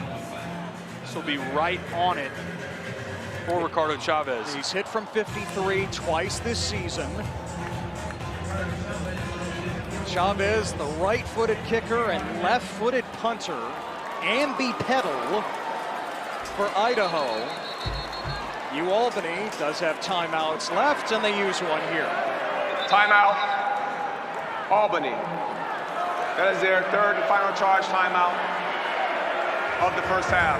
This will be a 30-second timeout. Yeah, so it looks like it'll be a 52-yard attempt for Chavez. And so we asked Jason Eck yesterday at the walkthrough, when you first heard that Ricardo Chavez hit field goals and extra points with... This is Albany's second charge timeout of the half.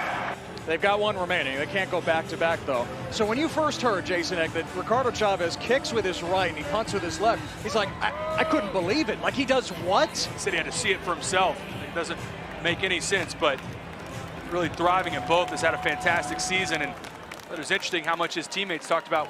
They feel like he's a weapon from both spots. Chavez had a field goal at the end of the half last week against Southern Illinois before nailing the game winner in overtime. This from 52 yards to expand the lead. And Chavez is wide right. Had the distance, but not the accuracy. And it's a 2-point lead for the Vandals at the half here in the FCS quarterfinals. Quarterback play from really both sides. Giovanni McCoy and Reese Poffenbarger, neither offense getting it going, running the football, but the explosive plays that both offenses talked about trying to find, they've come through the passing game. Winner of this one to meet South Dakota State in the semifinals next week in Brookings, the defending champion Jackrabbits. We'll talk with Jason Eck here momentarily as his team heads into the locker room here in Moscow. And Jason joins us now. Jason, we were just talking about it, that while the run game might not be there overall, your team is hitting the explosive plays that you were looking for. What has contributed to that? I like how we're moving the ball. We like to match up with our receivers on really anybody we play. They're doing a good job. We got to stop giving up the big play. We had a busted coverage that gave up one of their touchdowns. One of them, they just had a nice hit over the top and beat our corner. I like the way we're stopping the run.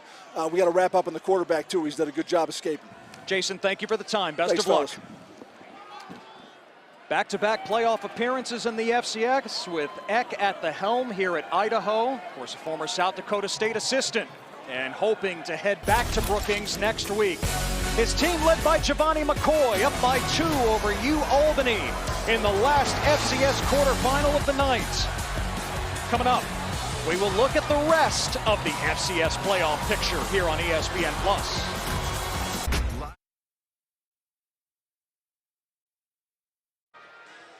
At the half here in Moscow, Idaho and UAlbany in the last quarterfinal of the day here in the FCS Championship. And by the way, the NCAA FCS Championship coverage continues next week with the semifinals.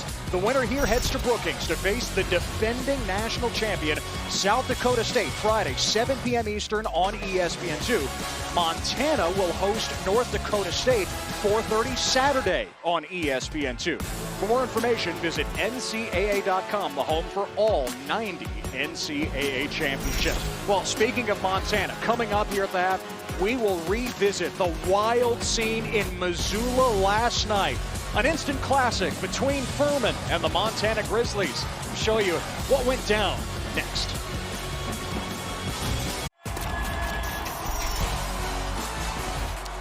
Halftime in Moscow. This was part of the holiday parade. The Washington State Mariachi Band, a part of the festivities. The vibes really are immaculate tonight. Kibbie Dome and FCS playoffs after dark. Ted Emmerich and Taylor McCarg with you.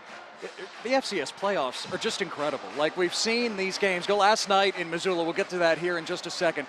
But as we reflect on what's coming to the FBS starting next year with the expanded playoff, it's like the FCS has been doing this even bigger for longer. You look around at the previous 2 rounds as well. It's what makes this sport so special, especially at the FCS level. These environments here tonight. The Kibbie Dome has been rocking all night. And then in the matchup tonight, it's been good, clean football. We don't have any turnovers tonight. Really explosive plays made on both sides. It's been a fantastic atmosphere in the first half. It was a fantastic atmosphere in Missoula last night, the first quarterfinal of the weekend. Montana, the 2 seed, Furman, the 7 seed, and it started with a bang. Junior Bergen, 99 yards to the end zone. Well, Montana would be the school that would have something to say to Idaho about having the top special teams unit. That was the unit that ended up proving critical in this game. This game turned into a seesaw, back and forth. Micah Robinson intercepting Montana's Clifton McDowell, bringing it back into the red zone. Tyler Huff for Furman, who had a monster game, a 53-yard touchdown in the elements to tie the game at 14. And that's a guy that proved his moxie and how much he means to that Paladins team. It was a back and forth game and a battle all the way down the stretch, and then another huge special teams play, this time on a punt return, turned loose, second special teams touchdown of the night. Junior Bergen, 59 yards. On the punt return, Montana going for 2 to make it a 7-point game. And it was 28-21. So, last opportunity. How about this throw by Tyler Huff? It puts up a prayer to his big tight end. This was a spot the Paladins were going to go for 2.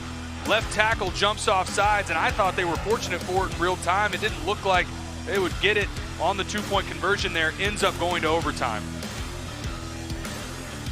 So Furman ends up kicking the extra point on to OT. Montana had the ball first. McDowell to Keelan White for the touchdown to put the Grizzlies up 35-28. So Furman has to have a touchdown. They have to have 15 yards on 4th down from the 30. Huff's pass, incomplete. And Grizz there in Missoula came unglued.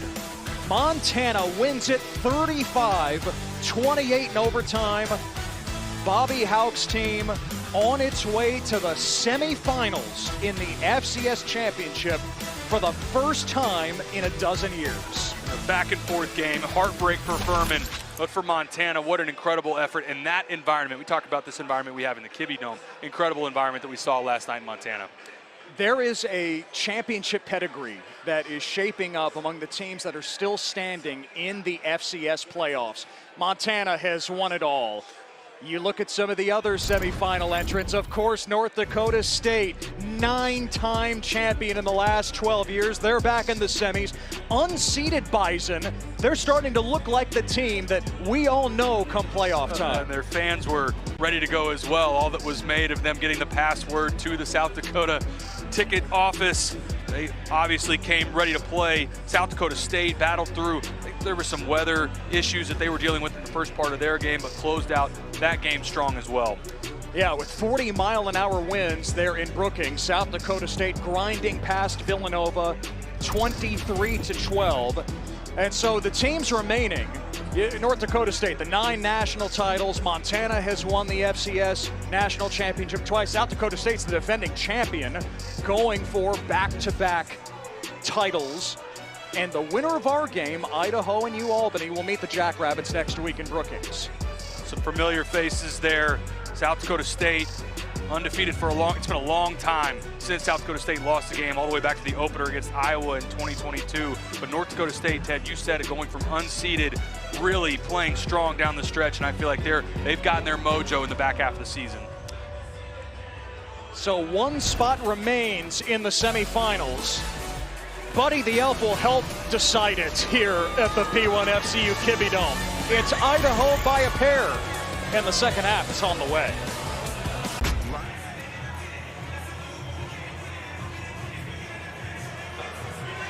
We're at the break here at the Kibbie Dome. Idaho and UAlbany in the quarterfinals of the FCS Championship. One spot remains in the semifinals, and here are the important dates. The winner of this one heads to Brookings, South Dakota to face the Jackrabbits of South Dakota State. That'll be Friday, December 15th. The other semifinal, Montana and North Dakota State, will be Saturday, December 16th. The championship, yes, the national championship game in the FCS, January 7th from Frisco, Texas on ABC.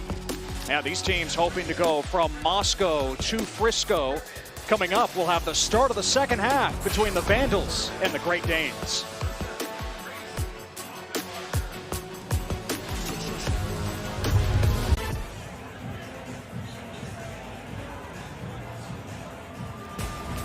The popcorn bucket hat is a nice touch. Midnight on the East Coast, 9 p.m. here in Moscow, Idaho, as we get ready for the start of the second half at the P1 FCU Kibbie Dome. Ted Emmerich, Taylor McCarg with you. The theme of the first half, Taylor, chunk plays for both sides. Quarterbacks making plays, some of which off script, but moving around. It's all started with Givani McCoy. Touchdown over the top. This was the post route. We saw him hit early to Jordan Dwyer. And on the other side, Reese Poffenbarger said, oh, I can do that too. Makes somebody miss in the backfield, delivers a strike over top to Brevin Easton. You'll hear that again. And stop me if you've heard this before, but Jermaine Jackson is good at returning the football. This was the punt return, had a long kick return to open the game as well. Loose down the sideline, stopped just short of the touchdown. It was a nice job by Tyler Pastula. A big return for Jermaine Jackson. Anthony Woods, physical at the goal line, which is something that this offensive staff had challenged him on. And then this was the second touchdown for Poffenbarger to Brevin Easton. Made something happen in the backfield, delivered another strike. And it's been a battle between Reese Poffenbarger and Givani McCoy, between those quarterbacks, trading off, making those big plays over the top, and it's been clean football. Ted, we talked about it a minute ago. No turnovers from either side in that first half. The two finalists for the Walter Payton Award, the FCS Offensive Player of the Year, 2 of the 30 that were recognized at the end of the season. And UAlbany will have the ball to start the second half. Jermaine Jackson will have to wait. We'll see if he's a full go. Remember, went to the locker room before the end of the first half to get checked out for Idaho. It's Logan Prescott to kick away for the Vandals. Winner to play South Dakota State. The defending national champs. I think they're still up watching too. Like all of us. FCS playoffs after dark continues.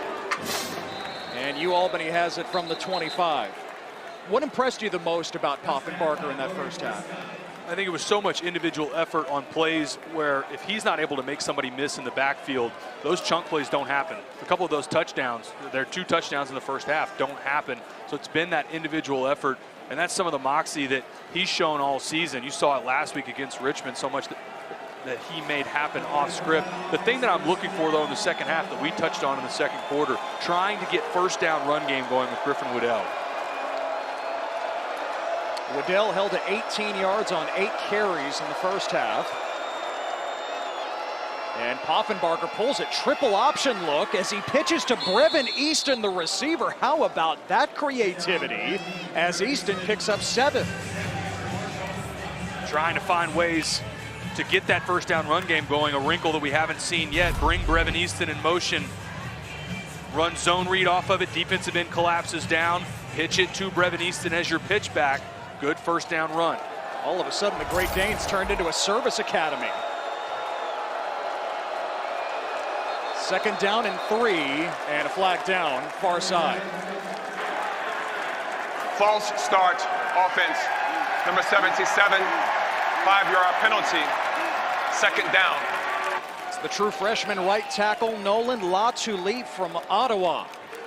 Latulip, along with Sean Duggery, the 2 freshmen on this offensive line. Idaho shifts, and watch Latulip off the right side, flinches.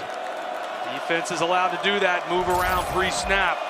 Freshman's got to hold his water there. So 2nd and 8. Waddell. And golfed by Dallas Afalava after a gain of 2. Afalava, the true freshman from Seattle, has been really active the last 2 weeks. Talked about the freshman for UAlbany on the offensive line. How about the freshman on the other side, too? Dallas Afalava and Kibbie Alexander have been special for this Idaho defense, and Afalava flashes there, set up a third medium. UAlbany 2 of 7 on third down tonight.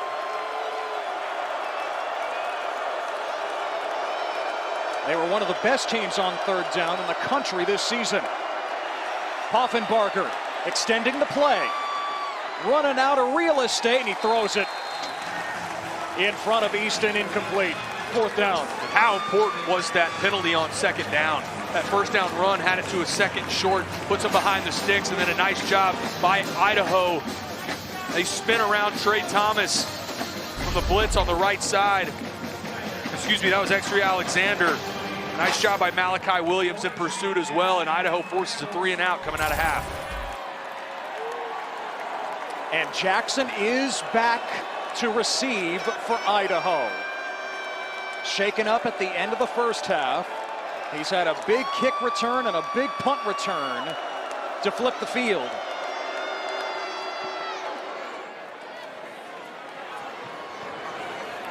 And Jackson is drilled by Easton. So UAlbany's top receiver out there as a gunner on special teams, and he mows down Jermaine Jackson. Idaho went with the punt block. Not a lot of help on the back end. Jermaine Jackson, fortunate he didn't fumble that.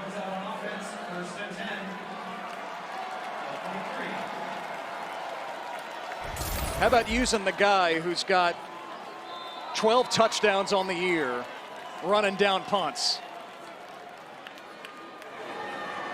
So Idaho takes over at the 24. McCoy lets it fly. It's Jackson. Got behind Amir Hall. Jackson down at the 40 of UAlbany. It's a gain of 36. Amir Hall gets those eyes into the backfield. Good job by Giovanni McCoy working right.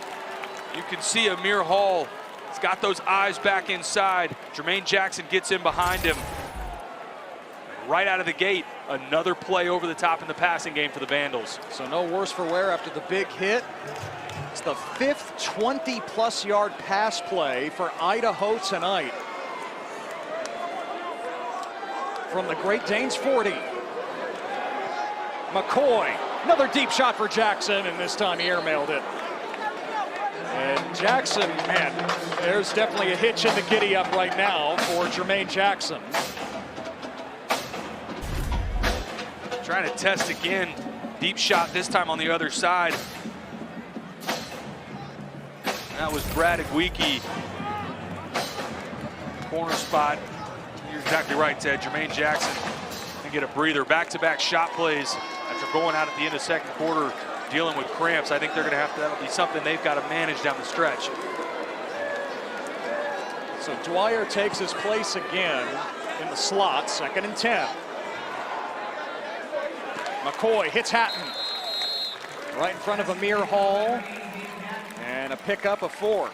Ted, I think we should go back and talk about how important A.J. Simon and Anton Junkaj has been for this Albany defense, and what a nice job Idaho is really to this point in the game. They've slowed down that pass rush from both sides. We have not seen 8 or 4 from either side, the left or the boundary, get after the quarterback in a way that we expected coming in this game. And Idaho lost their left tackle, Aiden Kanapik, in the first half to an injury. 3rd and 5 for the Vandals. Pressure up the gut this time, and McCoy's pass is too tall for Hatton. Boy, McCoy took a shot. 4th down. Oh, and right on cue, bring pressure, try and get Dylan Kelly up the middle. See A.J. Simon involved as well. And here from the 35, this is about the edge of Chavez's range. He missed a 52-yarder at the end of the half. this from 52. He was 1 for 3 on field goals in the first half. Just shy of his career long. Chavez from 52. This is online. Oh, he doinked it off the crossbar. Wow. Timeout. Media. It didn't bounce Idaho's way. The ricochet, and it bounced out for Ricardo Chavez, who's 1 of 4 on field goals tonight. Idaho still up by 2, second half in the FCS quarterfinals.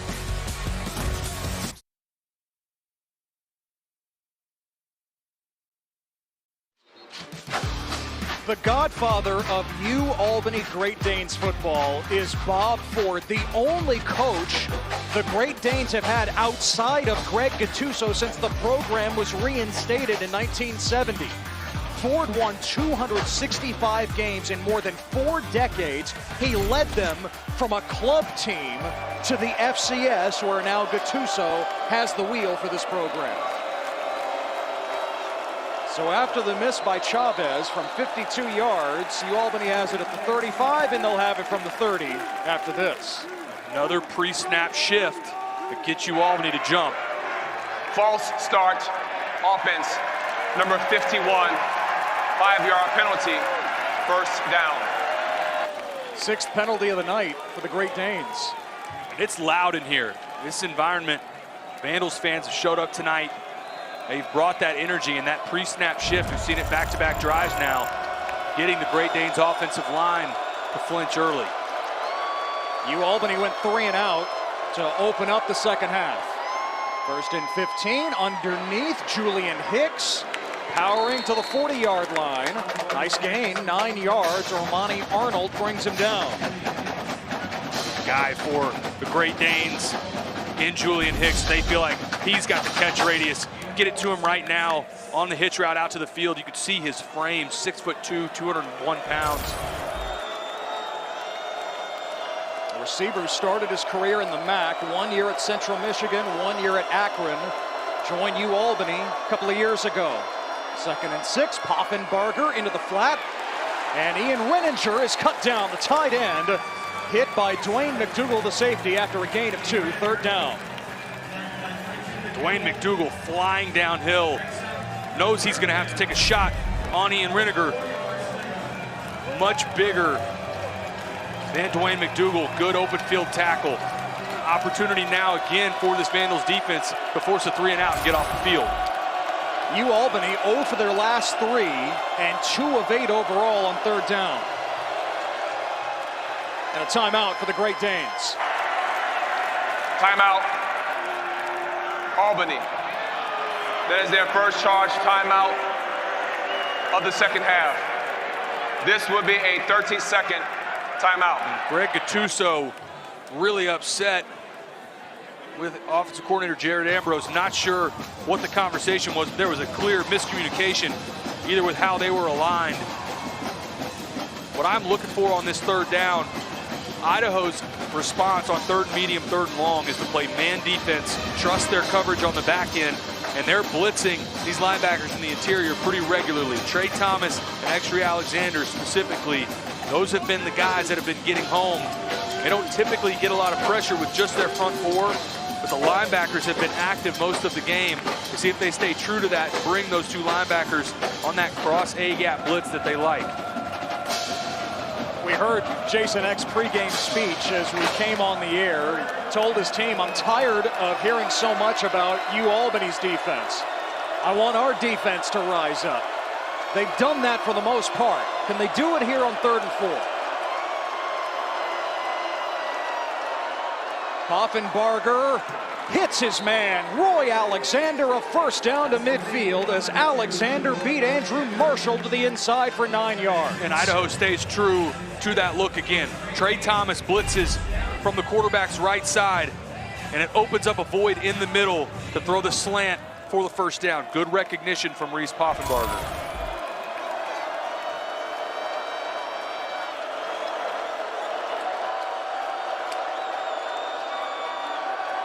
Poffenbarger rockets it. He wants Alexander again. He fell down, and Beecham was that close to an interception.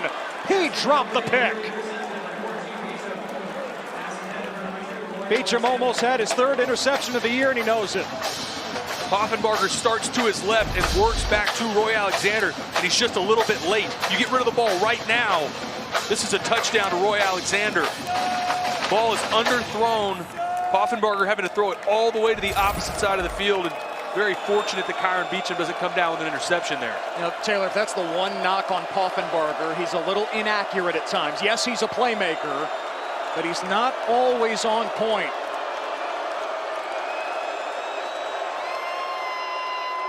Poffenbarger on target this time. Brevin Easton at the sticks. And stepping out just short of the marker at the 41. It'll be 3rd and a yard for UAlbany. Poffenbarger with another accurate throw out to the field. Brevin Easton, he's done such a nice job working back to the football. That's something that shows up on tape. I think he's the best route runner for this Great Danes offense.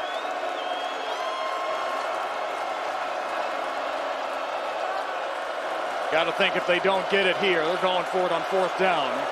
And this part of the field, Waddell renders that question moot. Oh, he lost the football after picking up the 1st down, and it's scooped up by Mervyn Kenny in the safety.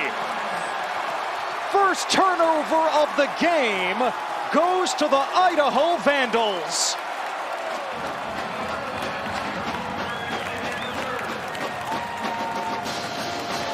Waddell makes the first one miss in the backfield. Watch from the left side. Flying into the frame. Huge play, and Arnold there to scoop this up. Really nice play by Dwayne McDougal to strip that ball out. Then Ormani Arnold rallies to it. That first turnover, we talked about how clean this game had been prior to that play. Not a ton of freshman mistakes from Griffin Woodle, but that was one there. So the Vandals have it at their own 29. And the drive starts with Anthony Woods. A nice crease to run through across the 35. 7 yards for Woods, who had a touchdown in the first half. Woods is 5'11", 185 pounds. He's not the biggest back, but watch how violent he runs. He gets to the point of attack. He's not shying away from contact. You saw it earlier in the game at the goal line as well. Taylor Woods is a guy the coaches challenged in the offseason. Last year as a freshman, he was 2nd team All-Big Sky, but they took him off the field on 3rd down, either 3rd and long for pass protection issues or for short yardage. He's become a tougher runner, and he's much better picking up the blitz. Gets another carry. And Woods has the 1st down across the 40-yard line. And as Jason Eck told us now, the next step for him is just put on a little more weight. Oh, and that's the same thing. Bill Hackett from the corner spot. It's 5-on-5. And Anthony Woods is looking for contact. He leans forward at the last second. There is no, I'm going to work to get out of bounds or I'm going to get down. He's leaning forward, trying to deliver a blow to get that extra 2 or 3 yards at contact.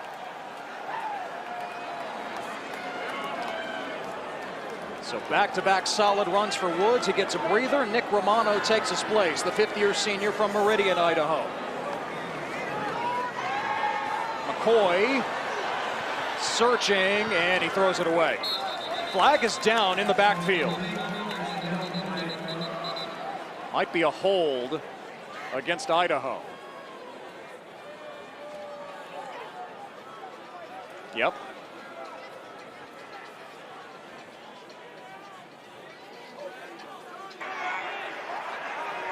Holding, offense, number 71, 10-yard penalty, repeat 1st down. But sometimes you dial up a blitz at the exact right time. Isaac Duffy, watch 19, running from the field blitz, from the field safety position. They're running a, see the hold clear there in the middle of the screen. But that pressure is going right into the bootleg that Idaho was trying to run. It was a dead play made worse by that hold. And 5 penalties for 70 yards now for Idaho. 1st and 20, McCoy to Hatton. And that makes up the penalty yardage to the 43, gain of 10. The same style that we were bragging on Brevin Easton a minute ago on working back to the football on that comeback route. Hayden Hatton does a fantastic job of it as well. Pressing the corner, working out, and then working back to the football. Giovanni McCoy throwing it away from that defender as well. Gets back that penalty yardage from first down. 7 catches, 77 yards for Hatton, who could very well be an NFL draft pick. He says he still hasn't decided if he'll forego his last year of eligibility. McCoy to Hatton again. Did he get the foot down? He sure did.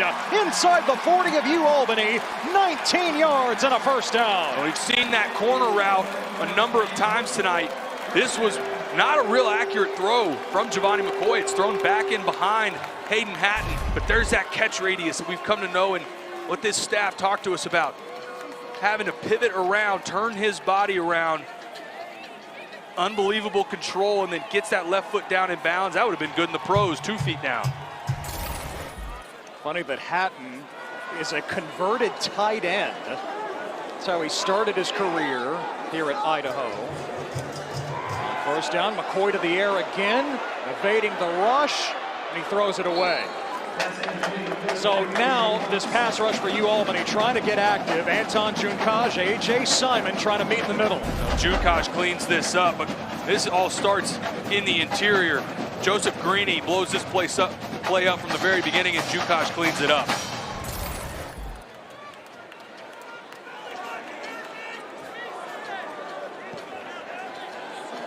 Jason Eck and his staff have been able to hold down that UAlbany pass rush for the most part tonight. Great Danes lead the FCS in sacks. Don't have one tonight.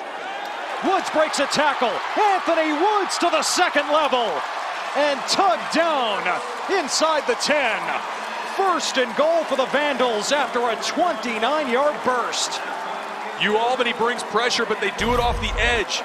The middle of the defense was the soft spot on this play. Had to make one miss in the middle, and no one left on the back end. Little up tempo, first and goal. Woods right off the gut for a couple more. That was the longest run, Taylor, for either team tonight. It's been a struggle on both sides. Idaho with that run now at 98 yards, knocking on the door of 100 yards rushing. But on the other side, UAlbany 48 yards rushing. It's just been that way all night. Most of the production has come through the air. This is the spot on the field. Again, Idaho challenged themselves. Be better in the tight red zone. They capitalized earlier with a physical run from Anthony Woods. Can they punch it in again for a touchdown? Idaho brings in a couple of tight ends on second and goal. Romano is the back. And Romano stopped right at the line. Elijah Hills blows this play up from the very beginning. 93 in the middle. There's nowhere to go. And A.J. Simon off the edge as well, and that's been the challenge. Coming off of that explosive run play, that's been the outlier. Majority of the run game has looked a lot like that. And now, third and medium, I like trying to move Giovanni McCoy around. Give him the option where if it's not there, he can take off and use his legs. Hatton at the bottom of your picture. McCoy looking that way. Back shoulder, Hatton cannot come up with it. And Amir Hall puts on the seatbelt. Fourth and goal for Idaho, and the Vandals will have to kick. It's good coverage from Amir Hall, and he doesn't panic. Back shoulder fade. This is the only spot that Giovanni McCoy can throw that ball and give Hayden Hatton even the opportunity. Would have been an unbelievable catch. Really just had one hand on it. And I promise you, Ricardo Chavez is thankful that this is an attempt that's not on the verge of another career long. No kidding. This from 24. He's missed more field goals tonight than he missed all season coming in. This is much more manageable. And Chavez bangs it through. It's a 2-score game. Timeout. In Moscow. Media.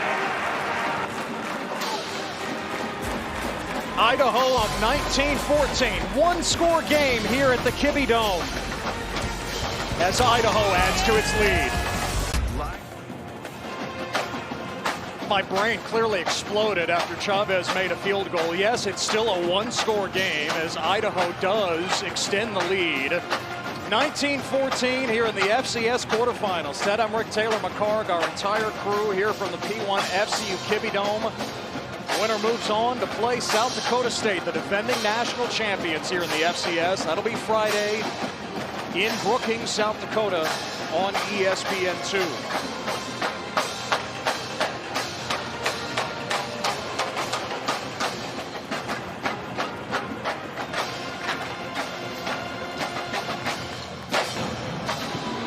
Prescott sends it away for Idaho. It's a touchback.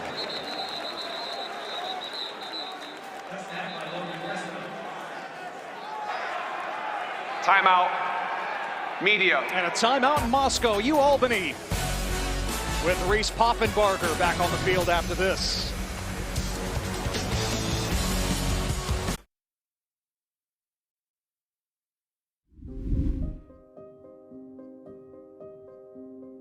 Makes a difference today for someone who is fighting for their tomorrow.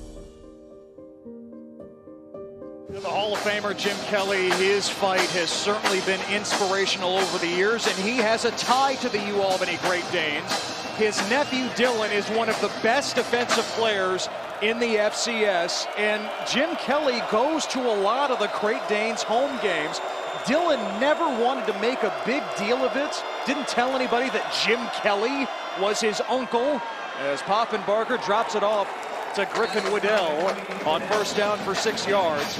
And of course, this being V Week, every donation goes directly to cancer research. You can join the fight just like Jim Kelly has fought. v.org/donate. There were a lot of people in the program at UAlbany who didn't realize that Dylan Kelly was the nephew of Jim Kelly until this year. 2nd and 4 for the Great Danes offense, and that pass is knocked down. Trying to fit it in to Dietz, and Beecham was there defensively. Going back to the well on that inside slant. Been a couple times that Poffenbarger has hit either Julian Hicks or Dietz over the middle. Also targeted Roy Alexander on the same style throw. This time, Idaho wise to it and in a good position. They go back to it. It's been the calling card for this defense on 3rd down. It's been the same thing. Man defense across the board, blitzing in the interior with the linebackers. Do they bring X-Ray Alexander in the middle? UAlbany trying to avoid their 3rd 3-and-out tonight. Great Danes need 4. Poffenbarger escaping. Floats it up for Easton and batted away by Marcus Harris, but there's a flag. Harris celebrating, but is this pass interference? Ted, I think this may be on Brevin Easton.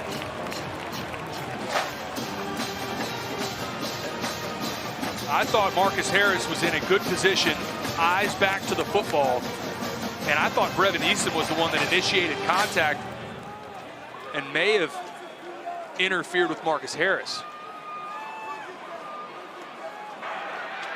Pass interference, offense, number 13. That penalty is declined. 4th down. We'll take another look. Marcus Harris really in a good spot. This is good coverage. Look at the eyes of the corner. Looking back, trying to figure out where the football is. And Brevin Easton not allowing him to get that left shoulder turned around. This is the better look at it. See how he's got that arm, not allowing that left side to turn around to intercept the football. And a good job by Marcus Harris, staying focused on it and even just getting a hand on it. Honestly, you can't blame Brevin Easton there because Harris, not at all, is a ball hawk for Idaho. Had the interception in overtime last week to set up the game-winning field goal. He's got 6 career picks. Pastula punts it, lands in front of Jermaine Jackson. And UAlbany downs it inside the 30. Well, Jermaine Jackson has been a difference maker tonight, Taylor. Well, it started right out of the gate. This was the opening kickoff. Worked back to the other side of midfield. We knew what a dangerous returner he was. Thought this may go the distance. Went back to him, this time over the top. Been a couple times they've targeted him on corner routes where he's gotten open between the corner and the safety. Here was the punt return, almost went the distance. Wasn't for Tyler Pastula here at the end. This is a touchdown. He's been dynamic all night, both as a receiver, this time over the top on the fade ball. Amir Hall getting those eyes back into the backfield. Been everywhere all night, Jermaine Jackson, for this Vandals offense and special teams. Here's Romano with a flag down from the backfield. And Romano made it back to the line of scrimmage.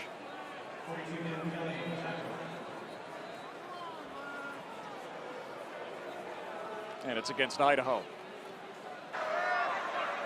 Holding, offense, number 71, 10-yard penalty, repeat first down. Now, Tagana Cisse is playing a lot more than Jason Eck probably thought coming in after Aiden Knappich went down in the first half. It's moved over to right guard, 71 right there. It looks like he starts to fall. Just takes down the defender with him. He said it'd been a clean game with regard to turnovers. Has not been clean with penalties, especially in this third quarter for either side. It's really grinded to a halt since halftime. Late in the third now, McCoy looking for Hatton. Incomplete, 2 flags. Isaac Duffy was there for UAlbany, trying to prevent Hatton from making the catch.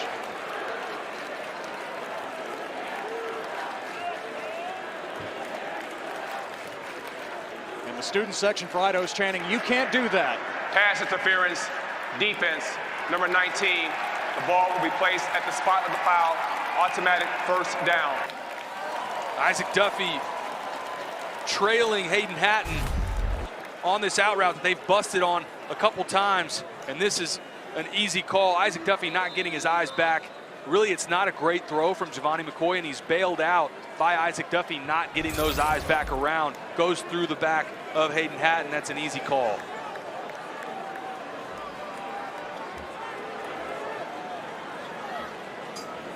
So first down at the 28 for Idaho. Giovanni McCoy, and through the hands of Jackson. Was thinking about making Duffy miss there and couldn't reel it in first. Mitchell Lucian off the edge. He's been active tonight for the Great Danes. That has been the guy they brought a significant amount of pressure with. Got in the face of Giovanni McCoy. Haven't seen many drops from Jermaine Jackson. Opportunity there. Make somebody miss, make something out of nothing.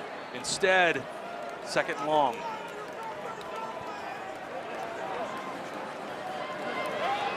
Nothing consistent on the ground for Jason Eck's offense. They are playing the #1 run defense in the country tonight in UAlbany. Trying to get it going with Woods here on 2nd and 10. Nice cut by Woods. And up to the 34 for 6 yards. You mentioned the top rush defense in the country for the Great Danes. They also haven't had any sacks tonight. For as disruptive as Anton Junkaj has been and A.J. Simon all season, I think the Vandals have done a nice job stymieing that pass rush, giving Giovanni McCoy time, and then the opportunities that the Great Danes have had where they've gotten into the backfield. Giovanni McCoy doing a nice job evading defenders. It's a big spot here. Can the Vandals pick up this third down? Great Danes also lead the nation in takeaways. They don't have one of those either. McCoy gets it out quickly, and Amir Hall was so close to coming up with the pick there. Hatton the intended target. 4th down. Giovanni McCoy knew he was hot. Blitz from that left side. Not enough on the offense to pick up everybody that was blitzing. Tries to get it out into the boundary. You said it exactly right, Ted. Fortunate that that didn't go the opposite direction for Amir Hall. So Chavez to punt. In with his left foot, got the soccer background. As a goalkeeper, he says when the ball was on the ground, he'd always kick with his right, but for goal kicks, when he'd handle it with his hands, he would kick with his left for a little more power. Booms this one. And the fair catch for UAlbany and Levi Wentz at the 25. 41-yard punt for Ricardo Chavez. here at the P1 FCU Kibbie Dome. The winner heads to the semifinals to face the top seed and defending national champion South Dakota State, which beat Villanova earlier today at home.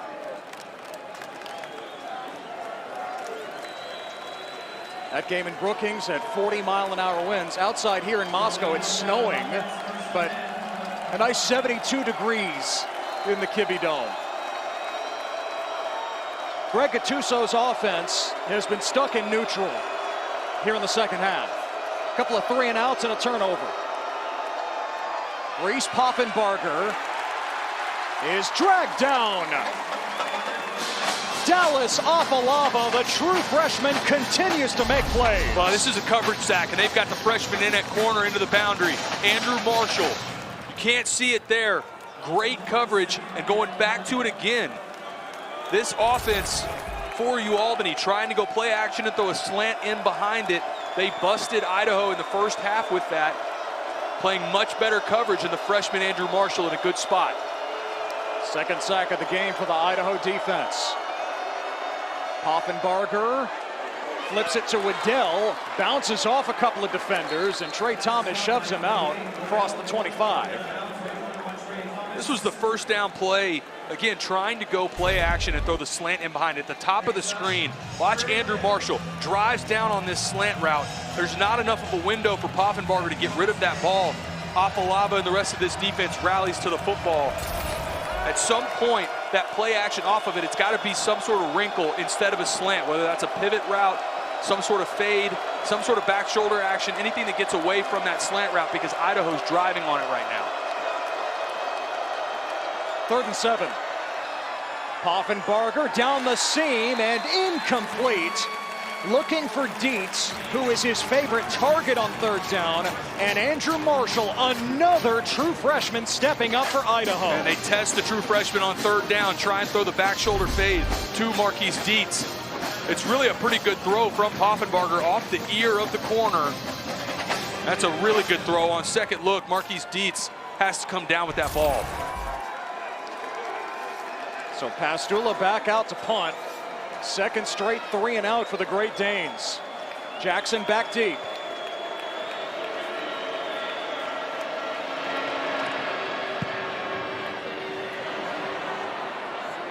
Angles the kick, and Jackson lets it bounce out of bounds near the 27.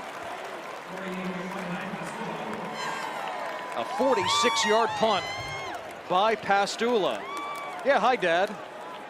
Great crowd as always here at the P1 FCU Kibbie Dome. And Idaho has it back. We had all the explosive plays in the first half. Not much of that here in the second half. And this is where you look for a wrinkle, right? Something to get your offense going. Hayden Hatton has a couple touchdown passes this season. He's got the ability for that. Does Jack Lane check in for some sort of trick play from the backup quarterback spot? Is there any sort of wrinkle to try and kickstart this Idaho offense that stalled out some in this 3rd quarter?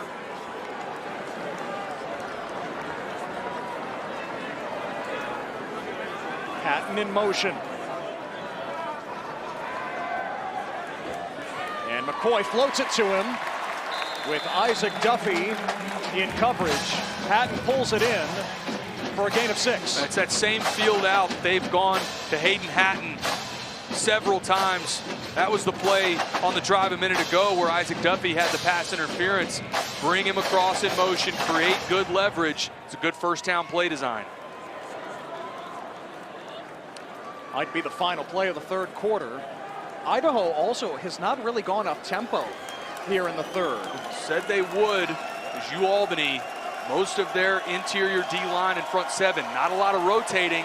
Keep these guys in quite a bit, but to this point, UAlbany has not worn down at all. Played really well down the stretch in this 3rd quarter. 15 minutes to decide the last spot in the FCS semifinals. Here in Moscow, Idaho, up by 5 over UAlbany.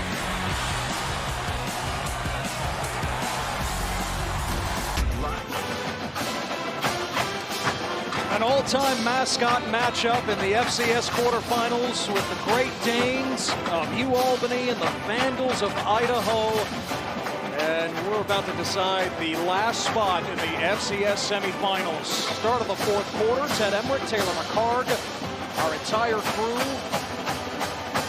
Last year, Giovanni McCoy, Idaho's quarterback, won the Jerry Rice Award, the FCS Freshman of the Year. He spent 50 minutes with him in Frisco, Texas last January. Rice told McCoy, you got to treat each year like it's your freshman year. Always stay hungry, never take anything for granted. And he has kept that in mind here as a redshirt sophomore. Fourth quarter starts with a run by Nick Romano, and UAlbany gums it up at the 35-yard line. So third down upcoming for Idaho. Anthony Woods checks back in a couple times in this game that they've asked him run the ball between the tackles, either in tight red zone or on third and short. He's challenged this UAlbany defense at the point of attack. Would not be surprised, even though they've struggled running the football, keeping this on the ground. And Jack Lane is in at quarterback. Brotherly shove time, Idaho style. On third and a yard, the 6'2" redshirt freshman. Here's a sweep for Woods, and he's got the first down. Jason Eck told us at walkthrough yesterday, you know, we haven't shown it yet, but we might break this out if the situation calls for it, and Woods picks up 5. And here's the wrinkle off of it. They line up originally, try to get the hard count. Well blocked to the right side. Nice job by Jake Cox, redshirt sophomore from El Paso, sealing off that right side to pick up the first down. Woods up to 99 yards on 15 carries, plus the touchdown.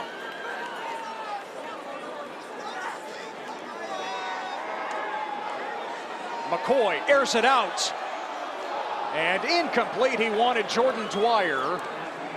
Brad Igwiki had the assignment for UAlbany. They go play action, double post from the boundary, and I actually thought Jermaine Jackson, the inside underneath post, that was what was open. See the rush defense, 75 yards a game. Stingy unit for UAlbany. Again, going back to that play a moment ago, missed opportunity there over top from Giovanni McCoy.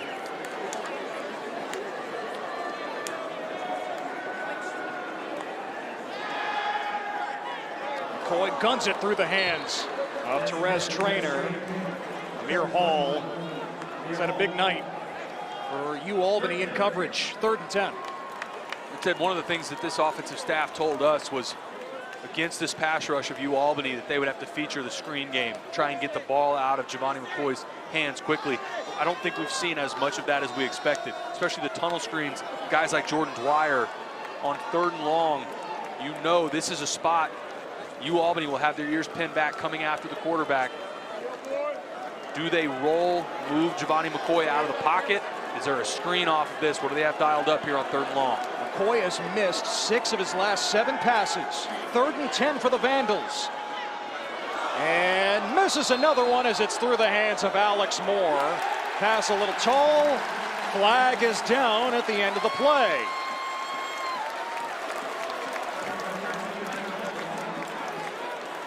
Mike Coleman was in coverage there for the Great Danes.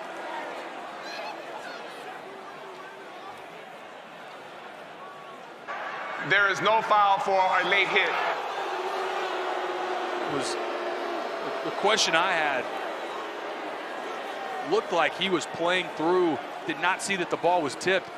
In real time, I thought there was an opportunity for an interception there. I thought this ball may be going back the other direction for Mike Coleman. He clearly doesn't see that that ball had hit the ground. It was a good job by this crew having the conversation and picking that up.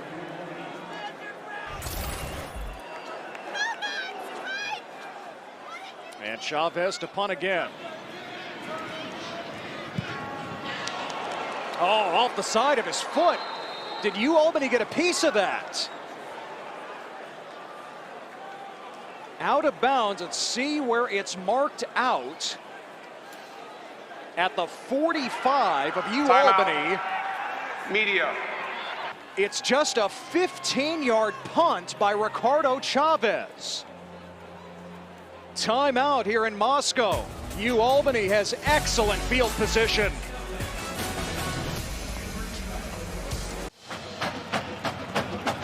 This was just a shank by Ricardo Chavez. Clearly, UAlbany getting bodies close to Chavez impacted. I don't think there was a hand that got on that. Having a conversation on the sideline. I thought that was just a shank off the side of his foot. Just a 15-yard punt. And Reese Poffenbarger and the Great Danes offense have it at their 45. Poffenbarger gets rid of it. Incomplete behind Alexander. UAlbany has really struggled offensively here in the second half, Taylor. 3 3-and-outs and a turnover. Yeah, and it's been plays like that that UAlbany has lived and died by, right? Reese Poffenbarger's done such a nice job all season off script, hitting plays just like that and converting. Idaho continuing to get pressure on him, works to his left, and just not accurate enough to get it to Roy Alexander in space. Poffenbarger 1 for his last 5 through the air. Second team all-conference this year and a finalist for FCS Offensive Player of the Year. 2nd and 10, lets it go. Easton made the catch but out of bounds. Got behind Marcus Harris, but couldn't get a foot down.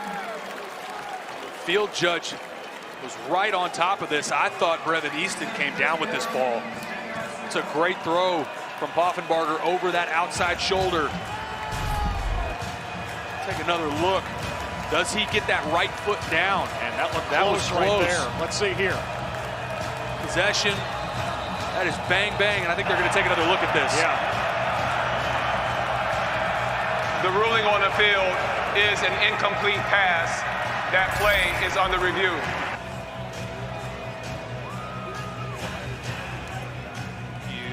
Poffenbarger and Easton have connected on both of UAlbany's touchdowns tonight. And this would be a huge gain if the play is overturned. A 40-yard pass. Another look as we slow it down. We're looking at that right foot. Does he have possession while that right foot is down? The right foot is in bounds. It just comes down to whether or not does he maintain possession or establish possession rather while that right foot is down. Important that it was called incomplete on the field. Again, do you have enough to overturn it? Is it clear and obvious enough, as the rule book states? Right foot definitely in bounds, but the tough thing with this angle as we zoom in, does he have the control of the football at that point before he steps out? Yeah, this one's tough because it truly is a bang-bang play. It's clear that he catches the football, right? Yep. It's clear that that right foot is in bounds. It's just whether or not review, there's enough there to establish, yes, he had possession while that right foot was in bounds. A quick review.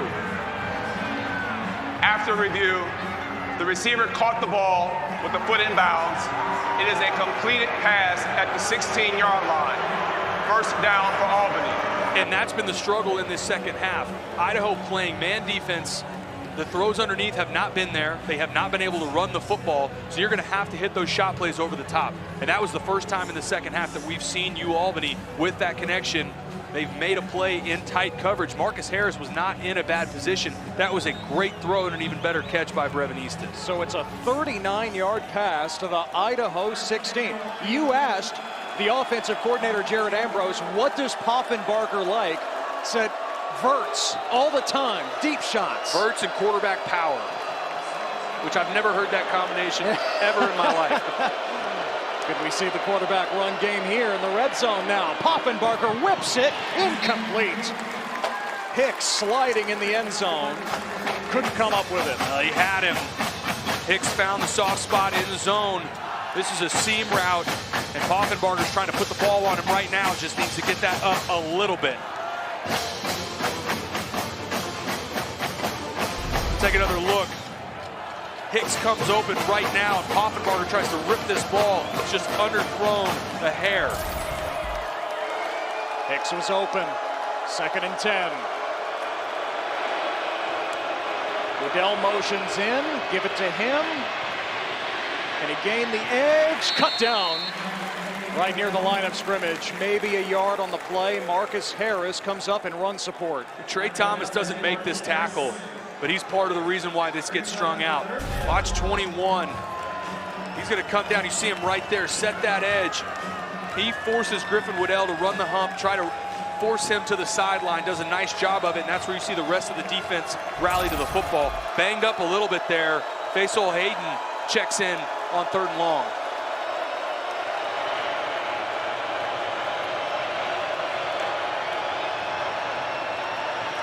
Poffenbarger rifles, and it's caught by Easton at the 5-yard line. 1st and goal for UAlbany. Great route from Brevin Easton. Better concentration on this ball. Omani Arnold is in a great spot. This is good coverage on the curl route. If Brevin Easton doesn't work back to the football, this is an incompletion. Good body control and concentration, fighting through, catching that football with Omani Arnold behind him. A chance to take the lead in the FCS quarterfinals. A round UAlbany has never appeared in before tonight. 1st and goal. Poffenbarger trying to create. And he slings it out.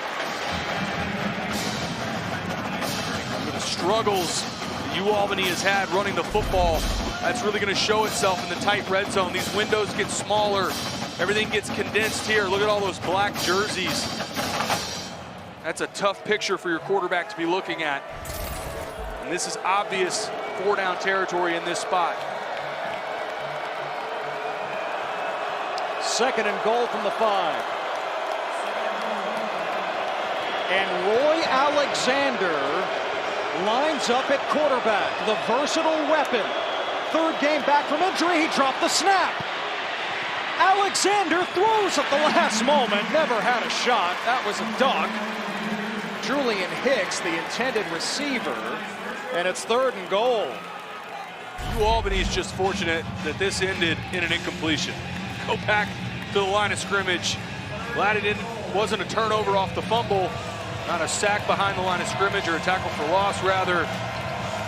I said obvious 4-down territory. That's assuming UAlbany gets this inside the 5-yard line. You'll take the points. If they don't pick up something here, I think you take the points in a game where both offenses have struggled in the 2nd half. Poffenbarger back in at quarterback. Rush off the edge. Poffenbarger's pass is incomplete. Wide of its target. Julian Hicks remains down.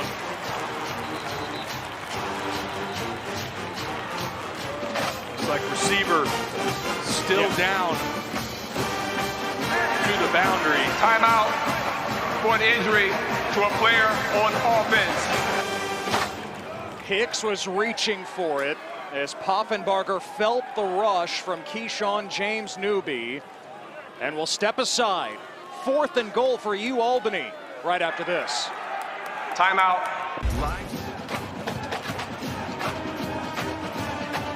Winner heads to the FCS semifinals, and we're in the deep water now here at the P1FC Kibbie Dome. 4th quarter. Julian Hicks is back on his feet and on the UAlbany sideline. The decision for the Great Danes Taylor is to kick it here. Like you said, 4th and goal, take the points, cut it to 2. Well, and the way that your defense has been playing in this 2nd half, you got to trust, take the points here. If they had gotten inside the 5-yard line, maybe you go for it, but I agree with the decision to take the points here. 22 yards for John Opalco.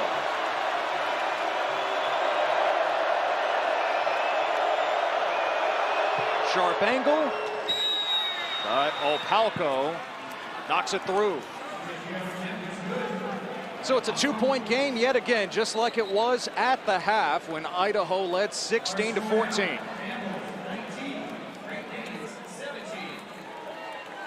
So that drive stalls for UAlbany. Hit the big pass to Easton for 40. Call of incomplete was overturned. But Jason Eck's defense bowing up and forcing the field goal there. As we check out our quarterbacks tonight, Taylor, Poffenbarger, and McCoy. They finished 1-2 in the voting for FCS Freshman of the Year last season. And what a showing so far tonight for both. The windows have gotten smaller for both of these quarterbacks in the second half. We looked at the comparison earlier. That completion percentage looked a lot different for both of them. I think you've seen throwing into a lot of man coverage, tight windows. That's where these incompletions have come from in the second half. It's going to be about who can be accurate in these small windows down the stretch. And when those opportunities are there for those shot plays over the top, these quarterbacks have to take advantage.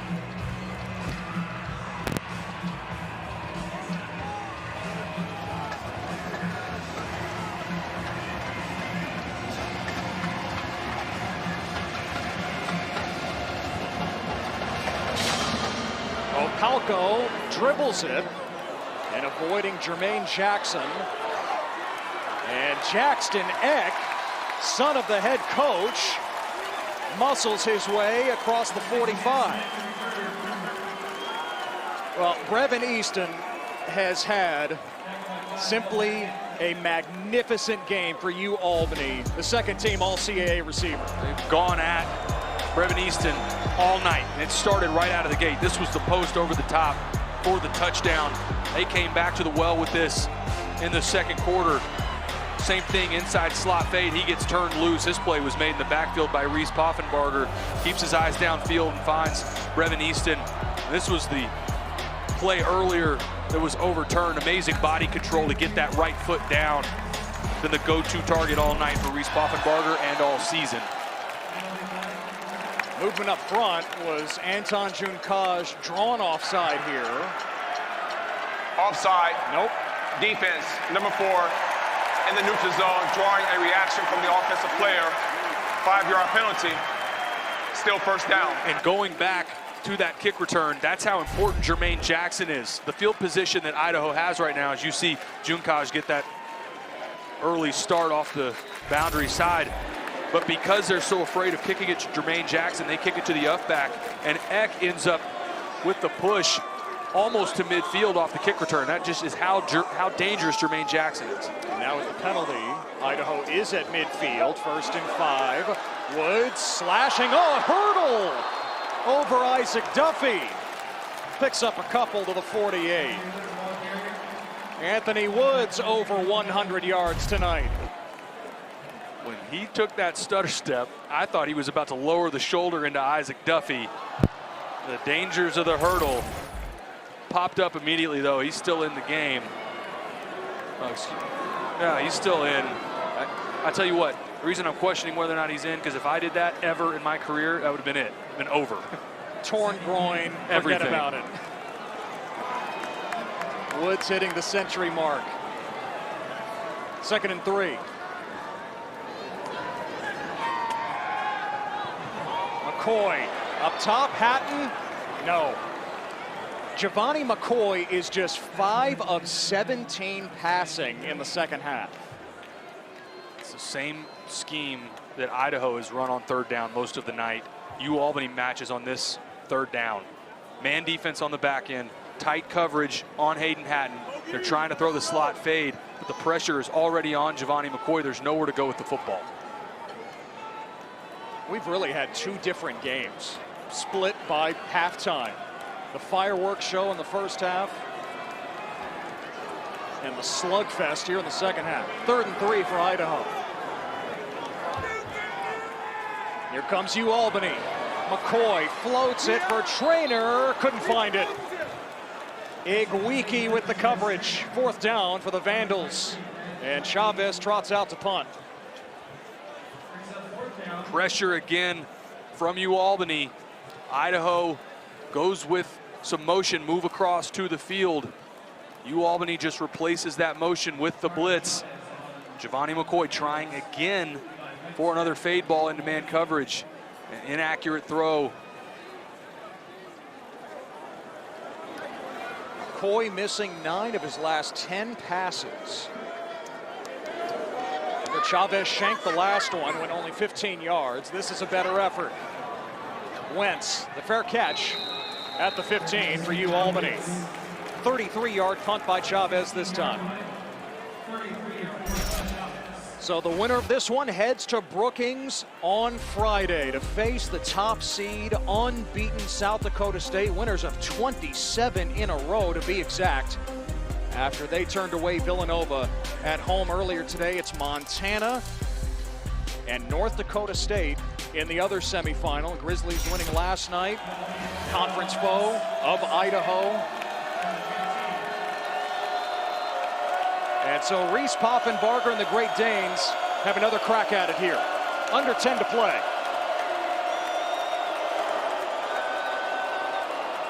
Waddell sticks his nose in, picks up 5 to the 20.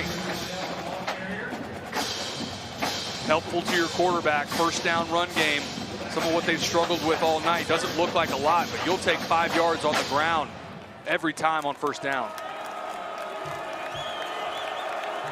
What do you want to see from UAlbany offensively right now? Going back to some of the things that Reese Poffenbarger is most comfortable with. Move him around some, let him use his legs.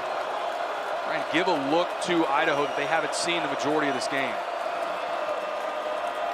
It's Waddell again, breaking a tackle, and Waddell carries it across the 30-yard line. A first down and a pickup of 11.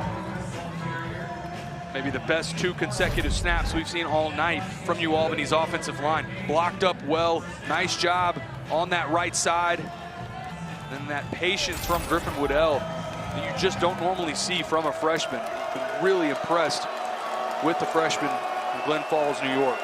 Greg Gattuso says he looks like a kid who should be working at the grocery store, but man, he can play. So can Poffenbarger. Easton is open.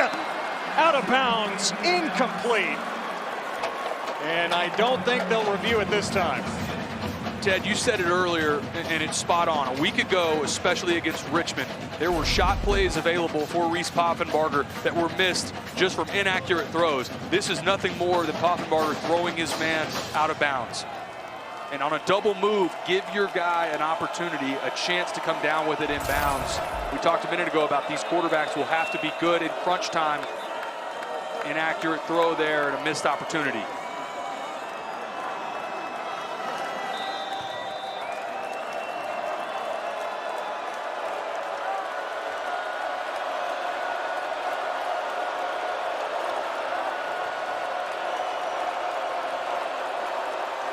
Poffenbarger rifles, caught by Alexander.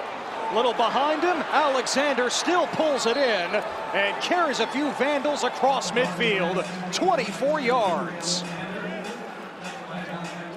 Roy Alexander, a nice job again finding the soft spot in zone coverage. Linebacker blitz, you see X-Ray Alexander come from the interior. Roy Alexander finds that soft spot in the middle of the defense, no one there.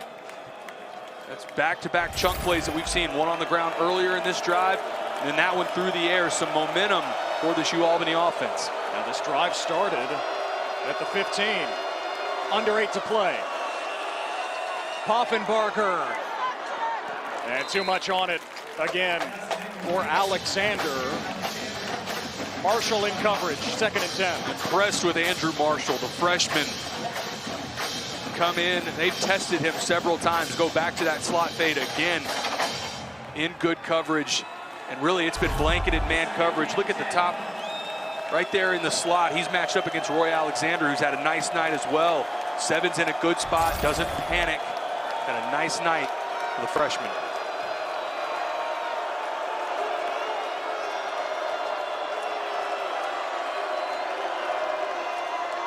Waddell on the draw. Griffin Waddell weaving inside the 40. And close to the sticks. I believe it'll be 3rd and short for UAlbany. By far the best drive that we've seen from this UAlbany offensive line. Full left guard, left tackle around. Patience again from Griffin Waddell. Get them to a 3rd and short.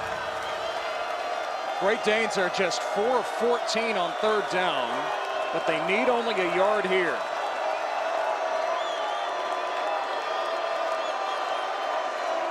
Here comes the blitz. Waddell runs right into it, and he's right at the marker. Jakari Larmond put the cork in the bottle. And let's see where it's spotted. They needed the 41-yard line, and I think this is going to be about a half yard short. It's called correct on the field. Does not look like at any point he leans to pick up that first down. Opportunity here. This has been the drive in the second half that UAlbany's finally found some momentum. Can Idaho bow up and get themselves off the field, or does the drive continue for the Great Danes? Faisal Layden has taken the place of Waddell. Poffenbarger under center. Sneaks it, needing a half yard. And it looks like he's got it. First down for UAlbany with 6:20 to go. Line judge from the boundary came in immediately, signaling for the first down, and he did not get it by much. Only needed about a half yard. Second, fourth down conversion for the Great Danes tonight. Take a look. Pretty good push in the interior from Idaho. Does look like right there he's got that half yard that he needed to the 41. Get bent back in the interior. Dan Poffenbarger is unafraid to mix it up. Coach has told us this week, man, he is fiery. He's going to talk noise to the defense all game. First down, Poffenbarger drops it off to Aiden. And Aiden is stopped right there at the 30, gain of 5. It's going to be a too many men penalty. Idaho trying to substitute, not able to get like Matthias Bertram off the field.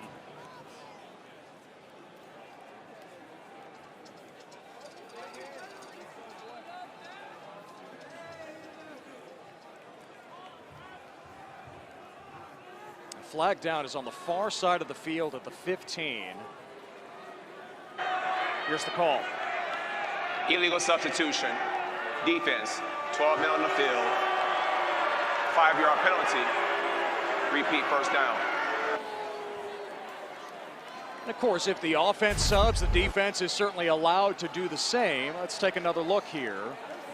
You said it, Taylor. Bertram trying to hustle off the field.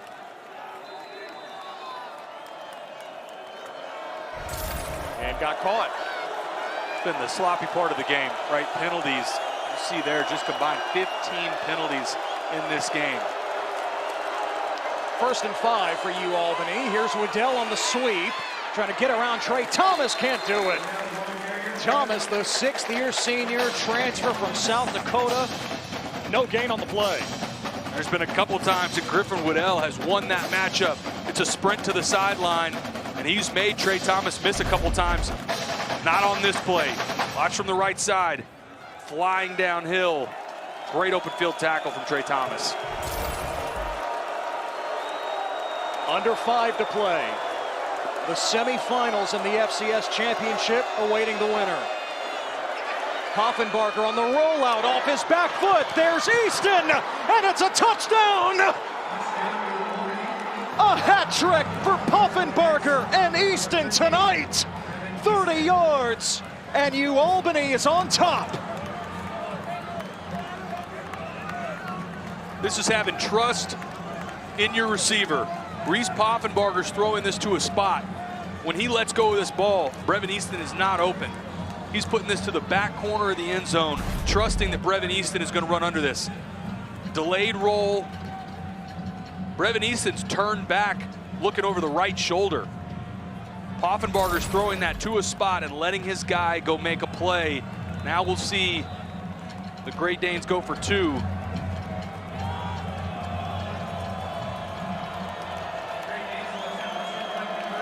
To make it a 6-point game. And how about the shift here? Waddell is lined up with most of the linemen. Top of your picture. Poffenbarger. Oh, that play never had a chance. Trying to get it to Renninger, the tight end. James Newby. Timeout. Had the pressure. Media. Easton might be shaken up after his 3rd touchdown. 228 yards. And 3 touchdowns on 9 catches tonight for Brevin Easton. And the Great Danes have the lead on the road. UAlbany, in their first ever FCS quarterfinal, now has its first lead of the night as Brevin Easton lets loose He's done it on and off the field. The emotion pouring out of him. 3 touchdowns tonight, 64, 39, and now 30 yards for UAlbany.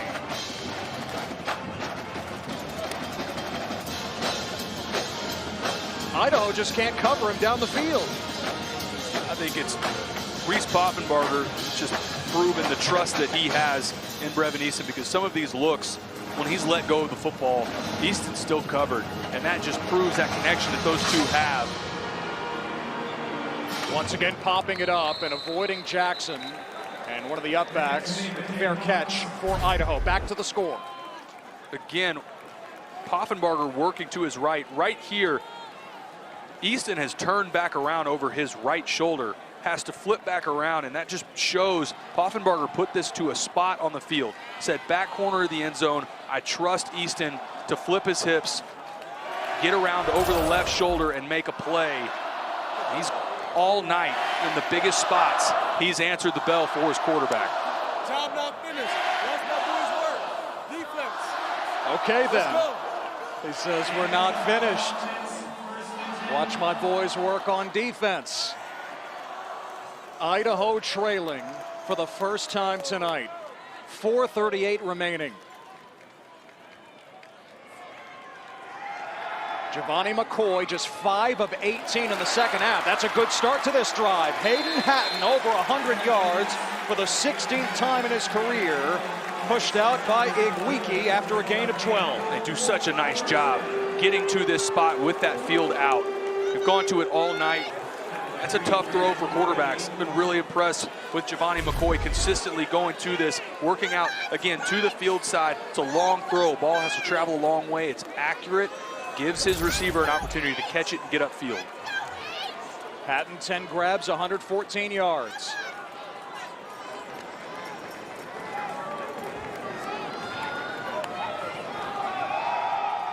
Woods carries Dylan Kelly with him to the 48. Pick up a 4. Ran right into the teeth of the blitz, and Dylan Kelly, nice job fighting off a block.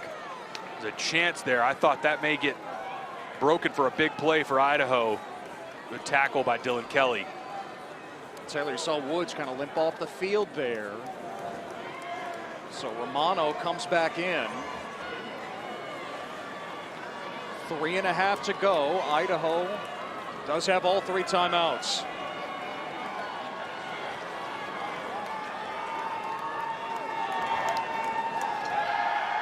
Blitz up the middle from Kelly. McCoy lets it go. Hatton's got it inside the UAlbany 40. It's the same style throw. Number 59 for Idaho must sit one play because his helmet came off without a foul. Caden Robnett has to come out, and they're dealing with issues at the left guard spot right now. Nate Azopardi had to come out, issue with his cleat a moment ago, but it's the same style throw. That's a soft spot in the defense. That field out, they went to it on first down a minute ago, go back to it to pick up another first down to Hayden Hatton.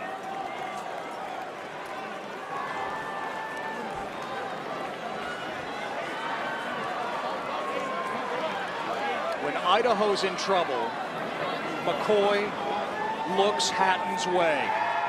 Looking that way again on first down. Hit by Junkaj, scooped up by Elijah Hills, and finally the UAlbany pass rush has come through. The Great Danes take over with 2:46 remaining on the first sack of the night. Waited all night for this pass rush to really show its teeth. And when it mattered most, they get home off of the left side. It'll be the right here. Junkaj right there. McCoy with that ball, he's got it out in the right hand, needs to have that better ball security. Watch as he gets flushed, separates the ball, just has one hand on it, and Junkaj able to strike down, cause the forced fumble that's cleaned up by Elijah Hills. Junkaj just took over the national lead and set the school record with his 15th sack of the season. Can you imagine a better time for it? A strip sack, no less. Waddell on first down is turned around at the line of scrimmage. No gain as Trey Thomas hit him. The Kibbie Dome is stunned. Timeout with 2:34 remaining. UAlbany so close to the FCS semifinals. This will be History for Anton Junkaj, one of the premier pass rushers in college football. His strip sack just gave him the UAlbany record. 15 sacks this year. And the Great Danes now are trying to put this game on ice. 2:40 remaining. Idaho down to 2 timeouts. Griffin Waddell powers to the 40 before being knocked back. He gains 5, and it's 3rd and 5 for UAlbany Timeout. as Idaho calls its second That is timeout. a second charge timeout of the second half. This will be a 13-second timeout. Go back to the strip sack. Junkaj bending the edge.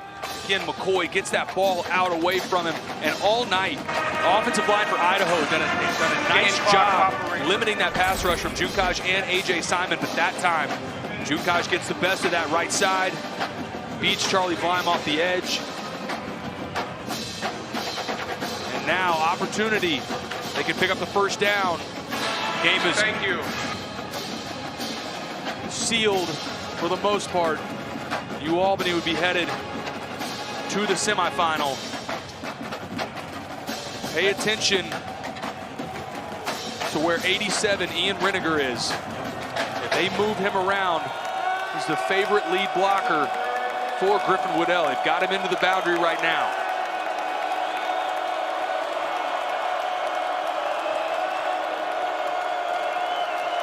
Five yards for basically a spot in the semis. Poffenbarger pulls it, spins, powers, muscles, inside the 35 for the first down.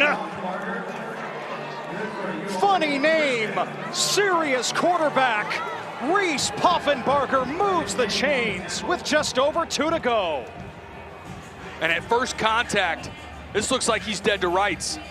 They go zone option and put the ball in their quarterback's hands right here. Exree Alexander has the opportunity for a tackle for loss in the backfield. Gets the pull read, and right there, I thought this was tackle for loss, Idaho football. Breaks through that tackle, spin move again, and that's effort and want to from a Warrior quarterback in Reese Poffenbarger.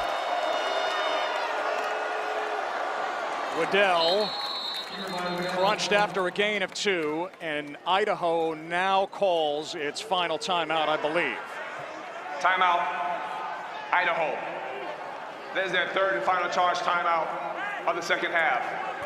This will be a 13-second timeout. By far the quietest we have heard the Kibbie Dome since we've been here. A stunned crowd. It led all game. Coming right out of the gate. Has most of the momentum for most of the night. UAlbany scrapping and clawing, especially in the second half. Said they had almost no production in the third quarter. Struggled moving the football. Finally got back to their identity. Found some momentum in the fourth quarter. Leaned on their O-line. Finally started to ground out some of the rushing attack with Griffin Waddell. And then hit that home run ball over the top for Brevin Eason's third touchdown. If Idaho can somehow stop UAlbany the next couple of plays, they would preserve a few seconds. But again, the Vandals cannot stop the clock anymore. 2nd and 8. Waddell jams up inside the 30.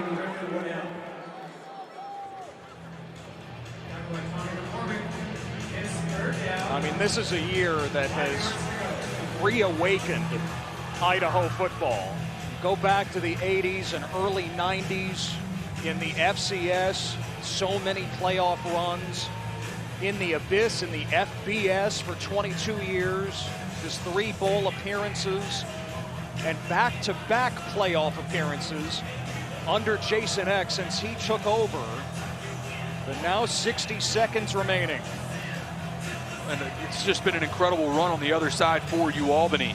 2 losses early in the year to FBS opponents. Timeout, Albany. That is their second charge timeout of the second half. The 2 losses. This will be a 13-second timeout.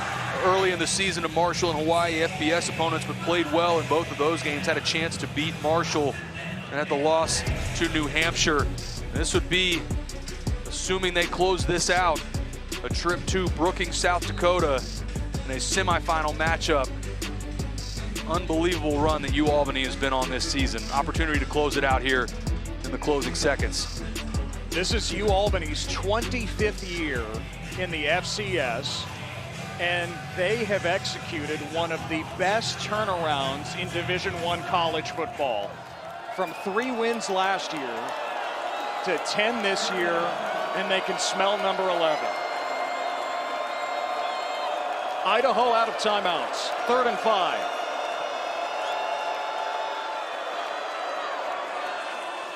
And Waddell seals it! Touchdown! It is academic in Moscow. Griffin Waddell ties the ribbon on this FCS quarterfinal. The Number exclamation 21 point. for Idaho must sit 1 play because his helmet came off without a foul. Griffin Waddell splits the defense and puts the exclamation point on this incredible night for the UAlbany Great Danes. I think his head coach, Greg Gattuso, wanted him to go down. I think he may be a little bit upset that his freshman running back ended up putting it in the end zone, but Pick up the first down, slide. It's over. Take a knee. But Waddell visits the end zone for the 8th time on the ground this season. And it's 30-19. With 46 seconds to go. For Albany and number 24 for Idaho must sit for 1 play because their helmets came off without a foul. You know, Greg Gattuso was named the CAA Coach of the Year this season as the Idaho fans head for the exits and right into the winter weather awaiting them outside.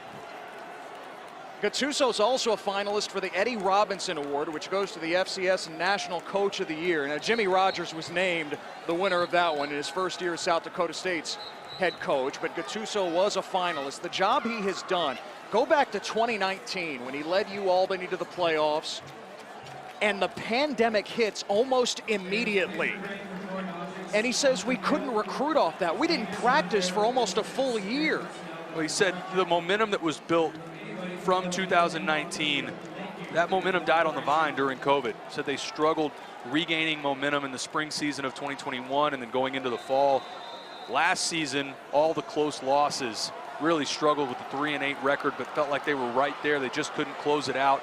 Credited, obviously, his quarterback, Reese Poffenbarger, with a lot of the turnaround this season, but also some of what they picked up in the portal.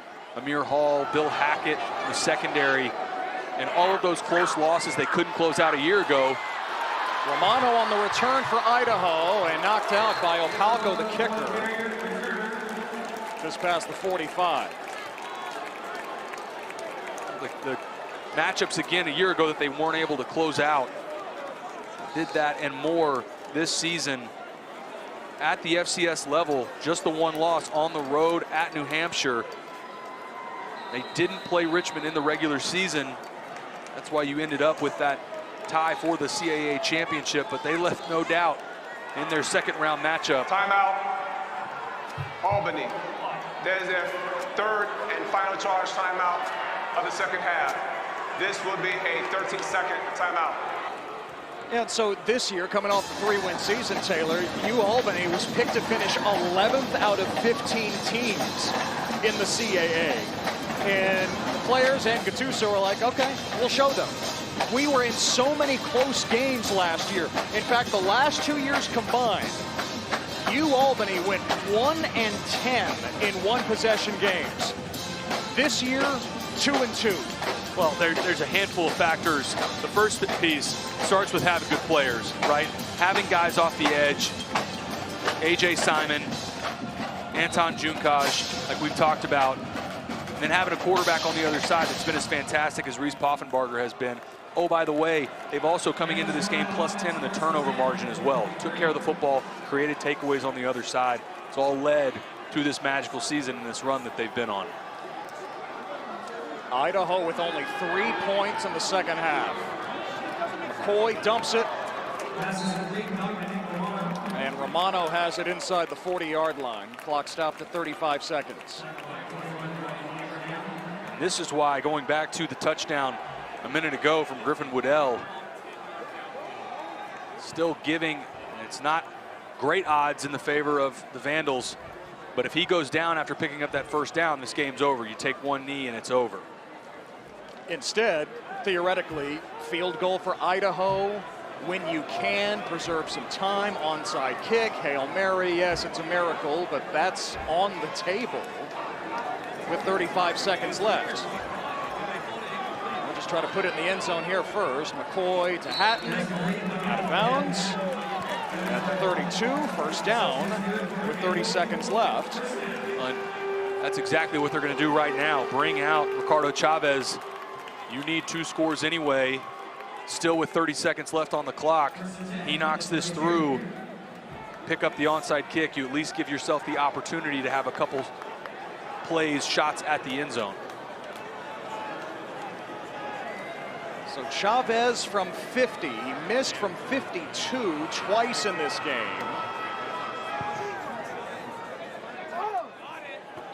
And Chavez connects.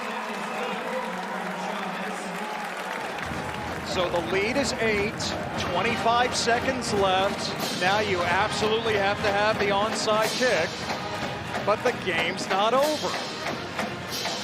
Go back to those misses from Ricardo Chavez, all 3 of which were long range. They were tough field goals, one of which off the crossbar, another pushed out to the right a little bit, but how impactful would those have been if even one of those had gone through it earlier in the game?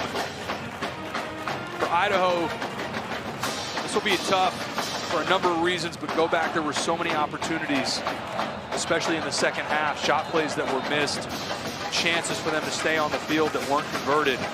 And then credit to UAlbany making plays in the fourth quarter, especially when it mattered.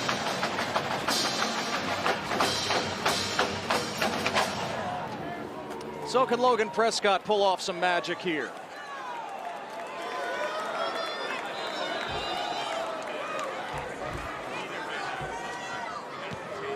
Idaho has to recover it. They don't. UAlbany pulls it in. Marquise Dietz on the hands team. And now it's over. One knee will do it, and UAlbany, with Greg Gattuso as their head coach, will pick up their first ever win outside of the Eastern time zone. 0-8 all time coming in. Remember, they took the trip to Hawaii back in week 3. It felt like they were unfazed, coming only all the way to Moscow, Idaho, and now the celebration is on. As Greg Gattuso, he describes himself as just a big teddy bear, handing out hugs all over the place. Poffenbarger with the knee. The hashtag for UAlbany on social media is UAUknow. Now the college football world knows. The Great Danes are headed to the FCS semifinals for the first time ever as they come to the Kibbie Dome and knock off Idaho. That is the end of the ball game. Greg Gattuso told us, said when he preps for any of these games, even in the playoffs, it's always us, it's never them. And I thought that was the mantra that his team carried tonight. Even when it looked bleak, they were struggling on offense. His guys made plays down the stretch when it mattered most. And his quarterback, Reese Poffenbarger, and that connection to Brevin Easton, that came up big. And then the strip sack from Anton Junkaj, who waited all game for impact for 4. Unbelievable play when it mattered most.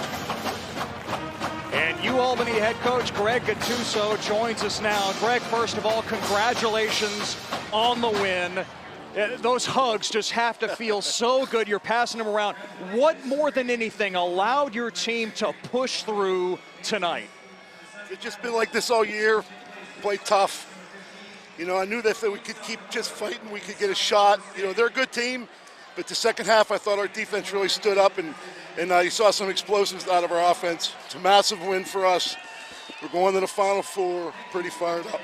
Coach, that third quarter looked like your offense had started to sputter, and then when it mattered most, that third touchdown from Reese Poffenbarger to Brevin Easton. Just talk to us about that connection between those two tonight. This guy's unbelievable. You know, he runs around, he makes big plays. The throw to Brevin down the sideline, Brevin makes a great catch, but it's a special throw. And we're just blessed to have a really good football team right now. We're excited about getting up early and flying to South Dakota State, baby. We're ready. We'll be ready to go. Greg, was there anything said on the sideline to your defense, and specifically Anton Junkaj? They had been pushing, they had been trying all night to get to Giovanni McCoy, and obviously made one of the defining plays of the game there in the final minutes. Yeah, you know, I talked to them. All the great D linemen I've ever coached have been around.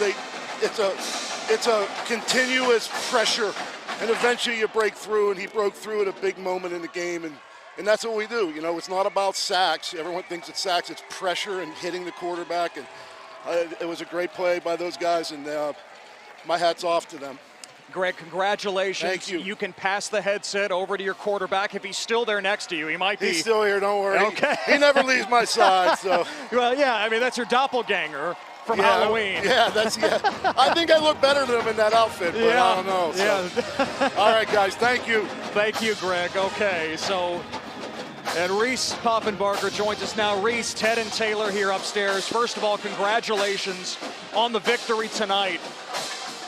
Yeah, appreciate it. Thank you very much. What allowed you and Brevin Easton to connect like you did all night long? Just trust. You know, it didn't happen today. You know, I didn't walk out on the field and think, you know, I'm going to work Brevin today. You know, it's really just who's hot. When you got as many playmakers as we do, you know, I'm kind of frustrated. I missed some touchdown opportunities, and I think we had like 2 or 3 miscommunications, and we got to clean it up for next week. But, you know, me and Brevin have been working at this, you know, for a very long time. He's from Maryland. You know, we're both from Maryland. He grew up. He used to catch for my quarterback trainer, and it's been a long time coming, man. Nobody puts more work in than that kid, and you know, I'm getting, you know, doing this interview and getting credit, but you couldn't guard him tonight. So, Reese, we know the third quarter was a struggle. Idaho defense playing well. Talk to us about the resiliency of this team to fight through and come up with those plays that you needed in the fourth quarter when the first part of that second half had been a struggle. Yeah, I mean, we got the best defense in the country. I didn't have a doubt for a second. You know, they were moving the ball on us, but they never broke. You know, they bent a little bit, but they didn't break. And they make plays when they need to. I was going up and down the sideline screaming out and letting them know, you know, hey, usually, you know, they're accustomed to getting 15 sacks a game. So, you know, they were a little down on themselves a little bit, you know, but they never folded. And I told them, you know, a million times, you're going to make a big play. I went up to A.J. Simon right before that drive, and I told him, ironically, I said, dude, you're gonna change the game right here. Okay, lock in. We're not going home. And went strip sacked him, and got the ball and ended the game. So, Reese, this team has made history. You've never been this far in the FCS, and it's your team that is now in the semifinals. Can you sum up what this ride is like right now? It's special. You know, you're with your best friends. That's what makes this team so cool. Is, you know, we're all so close. You know, it's the plane rides, it's the bus rides, it's the fact that we've traveled, you know, more miles and more time traveling than any other team in the country this year. You know, FBS or FCS, it doesn't matter. And we spent more time together than anybody else. That's what that means to me. You know, I don't look at it as a bad thing. I look at it, you know, I get to spend more time with my best friends, and it translates to the field. Reese, congratulations on the win. Thanks so much for the time. I appreciate it. Thank you very much. Reese Poffenbarger, 341 yards and 3 touchdowns. Tell you what, the City Line Bar in Albany right now, they hosted the watch party for UAlbany. It is 148 on the East Coast. Shots all around right now, I think. No doubt. And this UAlbany team, the gutty performance, the way that they won this game, it was not pretty. They did not dominate for 4 quarters. They played a really good team on the other side in Idaho, and they made the plays when they needed to in the fourth quarter, and their superstars showed up when it mattered most. They'll need them next week, but they created history here tonight. In 1977, a team coached by Bob Ford went to the Division III semifinals. Now in the FCS, UAlbany headed to the semifinals in 2023. It'll be UAlbany and South Dakota State Friday on ESPN2. That'll do it from Moscow and the Kibbie Dome.